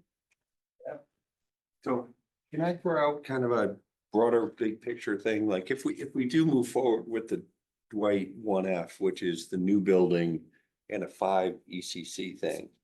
And under the assumption that state law doesn't change for the moment, the next phase would be it's not in here, but a year or two, you come back and you say, now we're ready to do Jennings, do full ed spec, plus 5 more ETC. That's the logical order of events. We just don't have a number for that second phase because it wasn't contemplated, but if you read between the tea leaves, that's what's gonna play out here, right? Yes, short answer. I mean, the Board of Ed will debate ed specs and come up with, new ed specs for a new building that will. And if the state law doesn't change and we have 5 ECC schools at Jennings and we can get that 15% on the whole bigger project, that's actually kind of a win-win for the town. It's just, I can only make representations of what the facts on the course. ground are today. Understood. Yeah. Okay. But I guess the point is the Board of Ed should keep an eye on that and maybe make some adjustments in what you want to do, because that's the way to go as far as I'm concerned in a couple of years. Yeah. It's hard to believe the state reimbursement scheme won't change. I'm just guessing. I mean, the idea that you get 15% incrementally on the entire project, I mean, that is really, Very generous. it's very Very generous, generous, and the states, we're gonna be under pressure. Who knows what's happening, what's flowing down from the federal government. And I know that's not necessarily tied to these types of projects, but money's all fungible, and If we lose money from somewhere else. we then lose that money will from come to somewhere stuff. else. It's gonna put pressure on other things, The and fact is that they're already having discussions about how to put guardrails around this, so. yes, yeah. They'd be crazy not to. So I wouldn't count on this but I don't think the answer is to try to approve a project now that we wouldn't have to do for 5 years, because God knows what'll happen between now and then. All sorts of things can happen. So. Yeah. Jim? If, not to hold things up, because I want to but if we talk tomorrow night with the superintendent and there seems to be movement towards wanting to do 10 classrooms, Dwight to be part of the program. If we approved, but just to get the ball rolling, we approved the $76 million. Could we amend that in a couple months once, our architects do new numbers and add on to that? Add on to that number, then still make it part of the same project? So we potentially could get 15% of that. I know it's a lot of ifs, but can you amend applications after they've been submitted to the state? Well, how detailed is the application? The application requires all the resolutions for the Board of Selectmen and the RTM, all the meeting minutes for what the project was gonna be. I'd have to follow up with. I mean, you couldn't wing it and just add another $10 million on and say, What is? you'd have to have all this stuff to support it. We don't need that detail. If the board was to make a motion at the table to increase it by $10 million and it moved through RTM and was approved, that would be the number we went to state with at that point. I'm just, my guess is that, and I'm just following up on what Jim said, my guess is that amending an application would be riskier than we might think, particularly if, and I don't know if they do anything at the end of the calendar year or if it's, it'll be next July 1 or whatever, but that seems, that's why I'm just wondering what level of detail you have to go to them with. That's a lot. Because I know for HVAC, we went to them with some very high level stuff that turned out to be, So the the original application process is a lot less detailed oriented, if you will, than the actual if we went back for a second application or to change the initial application, that's when they want more detail. Why are you changing? Right. What's causing the change? You know, to go back and say, well, we added $10 million because we added 5 more classrooms. They may say, well, we're not accepting that. Your project didn't have those classrooms. Right. And they'll look at when the ECC and the ed specs were voted on by the Board of Ed and say, no, that wasn't included in there. So why would we move the needle now to add that money? Well, that's what I'm saying. I feel like that would be a risk. I also want to be clear that I have no idea how that would be received by the board. It is Of course. not a discussion that we've had at all. Understood. There But are I mean, angles Jim of makes it a that- legitimate point. No, I You know, understand. It shouldn't be completely divorced from the costs of this thing. I mean. I'm if not it's- saying that at all. I just say, I can't sit here and assume that the Board of Ed is gonna just be happy with the idea of 10 classrooms at Dwight instead of 5. So that's all I want to say on that point is I can't make representations for my board's enthusiasm or not on that. If we had a steam room though. And a Actual sauna. steam, yeah. But there is something to be said for, it, and I understand your point, and I agree with the idea of like accelerating the ECC, getting that up and running. But if there is something to be said for having 5 ECC at Dwight and then 5 more in the hopper somewhere, whether it's Jennings or somewhere else. And again, if the state law doesn't change, we get that benefit applied across another bigger project. No, I think my board would be very happy to move with dispatch Yeah. on multiple projects. Whereas if we put all 10 at Dwight now, then 2 or 3 years from now, come back to renovate Jennings to bring it up to ed spec, there's no 15% on that, right? You know, so. It's Just the risk of that. Right, there not might being not be there. anyway, Yeah. you know? And I can't, again, I can make representations for how everything's gonna fit together on the waterfall. I mean, the Yeah, way things are what does it now, Press us, like you're adding, is it 13 million for 1F? Is that what the ECC component comes to? I'm just doing the square foot on the 944. So if we added like another 10-13 million dollars, what is, I mean, I think you said that $1 million or whatever they just added 2 It was 2 basis points, yeah. Okay, so get this near there to like over 8.5%, right? Yeah. Yeah, which we wanted it We to were be over under that 8, We right? were, we were at 8.7. Okay, all right, 8.8. all right, well, push. Yeah, we were 8.84, over 8.5. 8.84. 8.84, yeah. Hedging it farther up.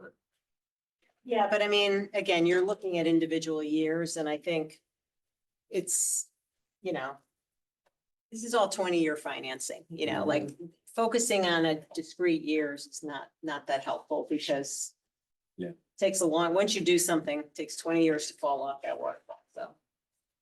Well, I don't think that's a bad idea, Jim. I mean, I think it makes a lot of sense, but it just seems like getting it, how do we, at the 11th hour? We don't have an ed spec, we don't have a number to vote on. Know how We much the don't know. cost would be, we don't know whether it will fit. I don't know if it'll fit. And there is a part of me that wants it on a whole building, so to get an extra 15% onto Jennings would be on the whole thing, would be nice. Yeah, We don't know. I think we probably feel like we probably shouldn't count on that though. Yeah, I know. Yeah. but I get it, then. The whole thing, We'll know a lot the whole more. thing seems up in the air, to be quite honest with you. The whole What's thing. that?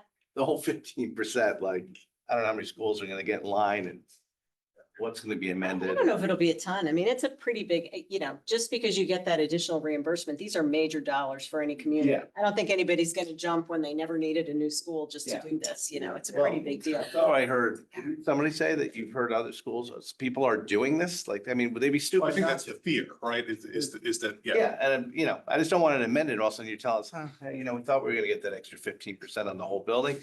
It turned into 2.5%. The state is the state. And then all of a sudden now we have to come up with that remaining portion. So we're back for you for another $15 million. But again, that's why we want to get the Dwight. We have all the numbers for Dwight. We have plans. We have building committee. We have a lot of ducks in a row for Dwight. Thank God. All right. Next plan? Any other options? Now, Steps we gotta- Last Nice. one, Wanted science house. test. yes. All right. Oh, and we can just touch on this briefly before we head into Giant Steps, but we did also look at Riverfield. In our initial analysis, this site also had significant property in the floodplain, which happens to be most of the area that we would consider for a possible addition. And so fairly early on in the process, we decided to put this particular site on the back burner and not invest time in planning an addition that would be in a floodplain. So the existing conditions analysis was included in our scope, but we did not move forward with a concept at this site. And then at the Giant Steps site, we did our initial analysis of this building. What we ultimately determined is that we're recommending it for demolition just due to the extent of the damage and decay that the building is experiencing and the extent of further testing and repairs that would be required to even confirm how much of the building would be usable in a renovation. So what we ultimately looked at this site was a new construction, doing a demolition of the existing structure and doing a new construction of a 10-section ECC on the site. The plan at this stage is very diagrammatic. What we're showing here is a new parking area in front of the building on approximately the location of an existing parking area. We're showing multi-use field and play area for the ECC students. And then the option of extending a drive out to Mill Hill Road for additional access to the site. And the cost of that is included. Yeah, see, this is where, again, I hate to beat a dead horse, but it's so frustrating because this is $24 million. But then you'd have to pick the all new Dwight only. And the difference between to Jim Meyer's point, the all new Dwight only and the all new Dwight with 5 ECC classrooms is only $3 million. But that's 5 versus 10. So then you'd have to add in the differential on the Jennings. And I just don't see that anywhere. I wish we could, I don't know if we can piece that together, but that would have been helpful. Because looking at this, I couldn't look at this and tell what the most, and I know that there are considerations other than dollars, but it would have been helpful to understand the dollar differential between each solution. But is it like on 1F? Is it like, I think that the ECC for 1F is about $13,000 once I'm just like being obtuse in the way that I'm reading the cost comparison. 13 million, yeah. By square footage. Just 14,000 square feet by 944. Well, I'm just comparing E and F, right? So E is all new Dwight, F is all new Dwight plus ECC. So the differential after reimbursement is $3 million. So that 3 million gets you 5 classrooms. The Giant Steps is 24 million, that's 10 classrooms. So I'm saying obviously if you had, if the cost of putting the incremental classrooms at Jennings was less than 21 million, that would be the comparison. Okay. But I don't know what that means, because you talked about floor spaces and all that stuff. So I just don't feel like we have The Jennings is only ECC plus a standard renovation of your Jennings building. That's what the Spiegel's numbers represent, yes. Yeah. right. But if we were trying to compare the cost of adding ECCs to various Right. places, I just can't figure it out easily here. Right, but yeah, like Jennings, I mean, it doesn't bring up to ed spec, but for the ECC space, it's 25, 26 million. But that's with the renovation also. That's not just But pure it's not, ECC. right, but it's not bringing it up to ed spec, so it's. Right, but you're still renovating the school. You're putting in HVAC, you're doing all that stuff, right? So you have to, if you were trying to just strip out and compare the costs of what these ECCs, ECC. you can't do that.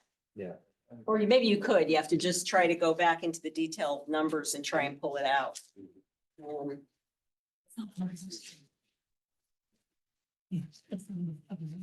Mary? Giant Steps property, would that have been big enough to just leave right there? That wasn't anticipated. you know, the site has some challenges. It's in the middle of a residential area. You know, whereas Dwight is on Reading Road, has, you know, it's a relatively major road to bring traffic to. Don't It's say that to also, the neighbors up there that border it. They think it's a residential neighborhood to them. but it's also, you know, it would be moving kids from a geographic area. If we had no elementary school where Dwight is, there would be a big hole. And there'd be a major, like, could we build a school at the Giants site that had that same capacity? I assume so, but like, that's not where the kids are. And it's just down the street from Mill Hill That's right next. to Elementary School.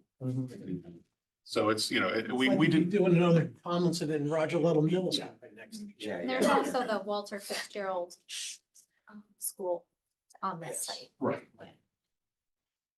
Can I ask about the demolition of giant steps? Because I know that's something that's on our to-do, now that we've identified as a safety. Was that? Building next door is the demolition. Oh, okay. So that's not the one that we're talking. It's like an old cathedral. It was like a, It's a broken school. So this. that's not part of This isn't the building that you were That's demoing? That's, we would be just Where is that? Giant steps in? taking that building down and putting this new building up there. So Oh, so your wait. price for that was. So there's the Walter Fitzgerald School, which is at For demolition? Giant steps. Yeah, it's a A lot less smaller. money than- Yeah, it's a smaller. Jeff is answering it. just to clarify what's on that site. We call it the Giant Step site. It's a little misleading. There was a school on that site. It used to be called the Giant Step School that we purchased. We purchased the whole lot with 2 buildings on it. The former Giant Step School is now the Walter Fitzgerald Alternative High School. That building, we're doing work in it, kids are in it, that's fine. The other building, former parochial school or seminary, is a former Catholic building that has not been occupied, I think, since the 1970s. And that's the one that we would be taking down and put a new structure. But the other structure, the Walter Fitzgerald Alternative High School program, would remain on that campus. And you mentioned that this is also that Parks and Recs has their eyes on this as well, right? Yeah, again, as part of the Parks and Rec master plan, I think they are hoping to put a couple of fields there. You know, and this is something when we first, I mean, Mr. Walsh will remember this, when we came to purchase this property, it was anticipated that the Board of Ed would just use the part of the property that the Giant Step School is on, and that the other areas could be used for other purposes. This would be a request to use that for educational purposes. That's a good buy. That was a good buy, by the way. No brainer. Yeah. Was. That thing has to come down no matter what, though. It is a scary sort of building. Yeah. I mean, I know it's not a ton of money, but I'm not even sure the demolition should be factored into the cost analysis, because that's coming down anyway. I would think so. It's a horror flick. What's that? That building is a horror flick. It is, yes. We should do a tour. We got to tour. Oh, well, we did one when I was on the RTM. It was a very freaky situation. Okay. All right, You can any, go over on your own if you. all right. By yourself at night. It's fenced, so. So I just want to, I want to make sure that I have all the questions. Does anybody have any more questions on this? I know we had some follow-up items, so we wanted to ask about the owner's rep and costs for that. We asked for a breakdown of soft costs on the 1F, which I think you pulled up in your spreadsheet, but we wanted to see that. I think somebody wanted more information about the access road, or maybe Jim Walsh, she wanted, Yeah, like the first select woman my here. tallies. on that. We asked about having Anthony Calabrese talk to us about the loss of the fields at Jennings and Dwight and how that would impact. Just add in what, whatever their plans are for Giant Steps. Yeah, but I mean, there's timing, there's cost and Can I again, just, on yeah, the road, access road, I think there's one conservation on. yeah. Because that's. So you may want to put a road there for conservation, they say, we're not gonna allow it, or. And maybe the other question to ask is, can you put a temporary road there? With an understanding that after the school's built, Yeah. it'll go away. Were there any other questions that we had for tomorrow? And you wanted to talk to the superintendent about the, The 10. Okay. Possibility of doing them all together. Selectwoman Vitale The first selectman Vitale's online. If Oh, you guys okay. want to unmute her. Hi, everybody. Can you hear me? yes. I'm sorry I wasn't on at the beginning. I can't go on video, but I am here. There was a question about an access road at Dwight. I can try to answer that. Is that an answer? I think she, About a construction, right now, there's no planned. I mean, obviously, this is going to go to a building committee, but my understanding was that by doing it lower on the site, there wouldn't be a need for an access road. And that's not part of the plan right now. Go ahead. So, first of all, like Vitaly, this is Jim Walsh. So Hi, Jim. it's, how you doing? So it's the Binger Woods property, correct? Yep. Can you find out whether there's any limitations that the town has on that property about what they can do on it? When we took it or purchased it, or were given it to by donation, there were any restrictions on it? I can find out. I don't know of him because, as I said, we weren't looking to build through it for this project at this point. The Greenfield Hill community surrounding area should know, we're not going to be putting an access road through there, correct? Yes or no? My understanding is no, that it's conservation land and that it would not be needed. I mean, obviously, we are in very, very early stages of this project. But you understand that, and this came up earlier, I know, I appreciate that you weren't here, so. But if we're gonna be keeping Dwight open. Yep. And building this $78 million brand new buildings behind it. There's gonna be access for construction vehicles dedicated. And we're having a hard time figuring out where that's going to be, since the way, and I know you live up in the Greenfield Hill area. I do. So you understand how the traffic flow and bus flow goes through there. So designing a specific road to get up to the construction area is going to be a challenge. I will, well, I mean, without having we're not at that level of design. I would need to talk to a design team, construction right now. My understanding was that we would not need to build an access road. Okay. That they may have to reroute traffic on site, but that they could use the side drive. And there was space, if you go up towards the playground, that could be a staging area as well.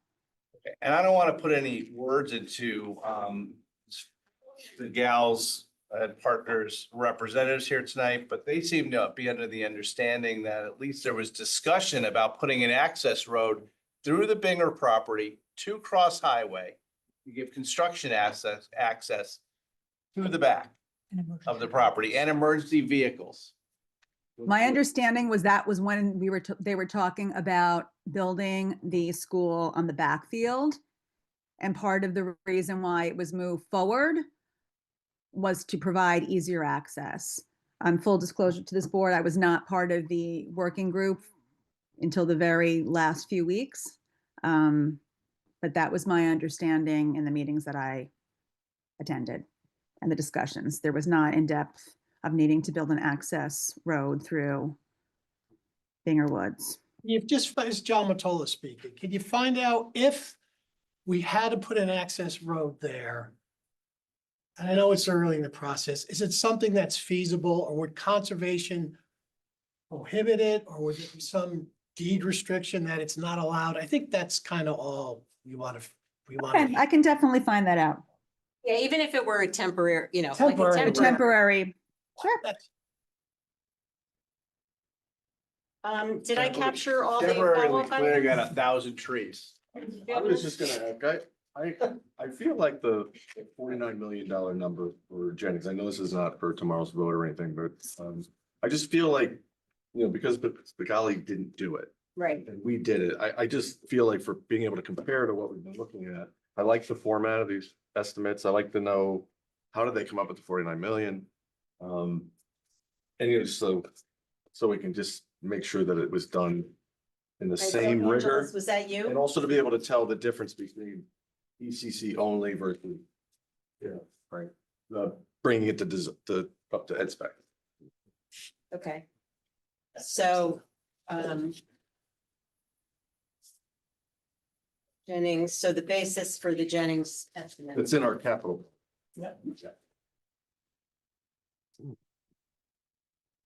And I want to be clear about the soft cost number.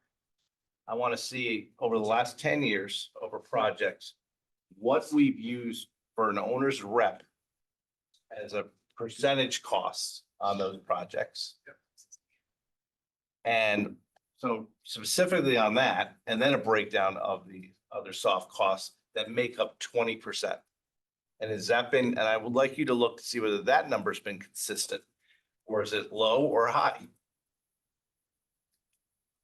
Because like the numbers for FF&E, the other soft costs that go involved, like we, you know, for years we were getting on all the school projects, all the upgrades of these schools. They were pretty consistent when we would get the numbers in. And we'd compare them one against the other. So this is a little bit different in that we're just getting 20%. And I thought our project management group was going to be involved in this, to try to save us money, but, and Ms. Vitale, correct me if I'm wrong, but now I'm told that they're not. Correct? Well, I think that they will be consultants to the building committee along with project managers from FPS, whether Angeles or Mr. Papageorge, I'll defer to that. But some of these decisions are going to be made once this project goes to a building committee. Now, this feasibility study was to get some better estimates of what these different scenarios would cost the town and to give other town boards more confidence in the estimates. Ms. Vitale, you weren't here earlier, but I think at the end of our long discussion about this, when I questioned, you know, Eli said, oh yeah, we'll consult, but there's no possible way we can handle this entire project. Okay, so the building committee is going to need an owner's rep on the property. Yes. So that cost so far is not in the numbers that are being presented to us tonight. They just are not. Part of the soft costs. Unless it's part of the Part of soft the costs, soft we don't Well, and really, there's also, They're built yeah. into the soft costs. And soft costs, right? we don't know, we haven't seen them, but We we'll, think the fi- soft that's why we costs asked for cover that. detail, the soft costs. But, So and I would also say, just, I Do you heard have a the, breakout? Eli, do you have a breakdown of the soft costs? We will get that to you, Jim. Have that? Okay, but We you don't say have it that they're in broken there, out. right? We don't have it broken out. No. We don't have them broken out, but the soft costs were anticipated in that 20%. We're using a owner's rep. percentage The based The on. owner's rep, sorry, was Normally- anticipated within that 20%. Yeah, it would be around there. Yeah, All it's a small I'm number. just saying, on every other school project we've had come before us that has had an owner's rep, that has not been part of soft costs. That has been a direct cost listed out, what that was gonna be. well, It's not on and this. this approach is different, Jim, in that we didn't start with a building committee from the start and seed money for the project. So it's just a little bit a difference in how we're getting this information. And I also want to add, I did catch the adding 10 ECC classrooms at Dwight. I would just point out that it wouldn't just be 5 extra classrooms. You would probably need to add some additional space for OT, PT. It might affect other areas of the ed spec potentially. Just something to keep in mind. Okay. But we'd also have to add that cost onto the other places we had, the 5 classroom ECCs.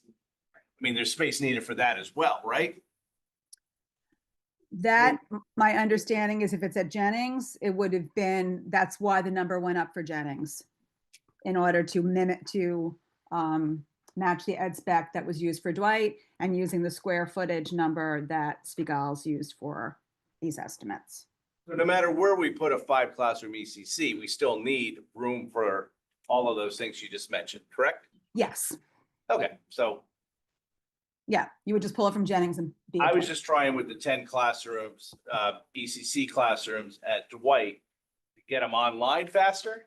I gotcha. and to see whether there was potential savings of it just being one building as opposed to being at the two, plus trying to save a field at Jennings. Understood. Okay. I mean, I would just defer to the Board of Ed on that, just in terms of location of children, having all 10 classrooms on the northwestern side of town. I know that past discussions have been trying to keep them separate, in different areas of town to cut down on bus ride, the length of bus rides, the number of buses needed, and just other operational costs. Oh, we talked about that, don't worry. Okay. Were there any other follow-up items that anybody wanted, other than the ones I mentioned for tomorrow? We have a long agenda tomorrow with a number of other voting items, so I just want to make sure. I thought tonight was great. We really. fleshed a lot of We things needed out, to do so. this. Obviously, we couldn't have just added this onto a regular meeting, but we do have a relatively long agenda tomorrow without this vote, so. Anything else? If somebody thinks of something, just feel free to email or let me know. And I have 6 bullet points here that I'll type up and I'll send them maybe through I don't know, Eli, Jeff, and I'll send them to the board as well. Any other questions? No? Okay. Motion to adjourn? Mr. Ruggiero, seconded by Mr. Claire. Thanks, everybody. Thank you, everyone.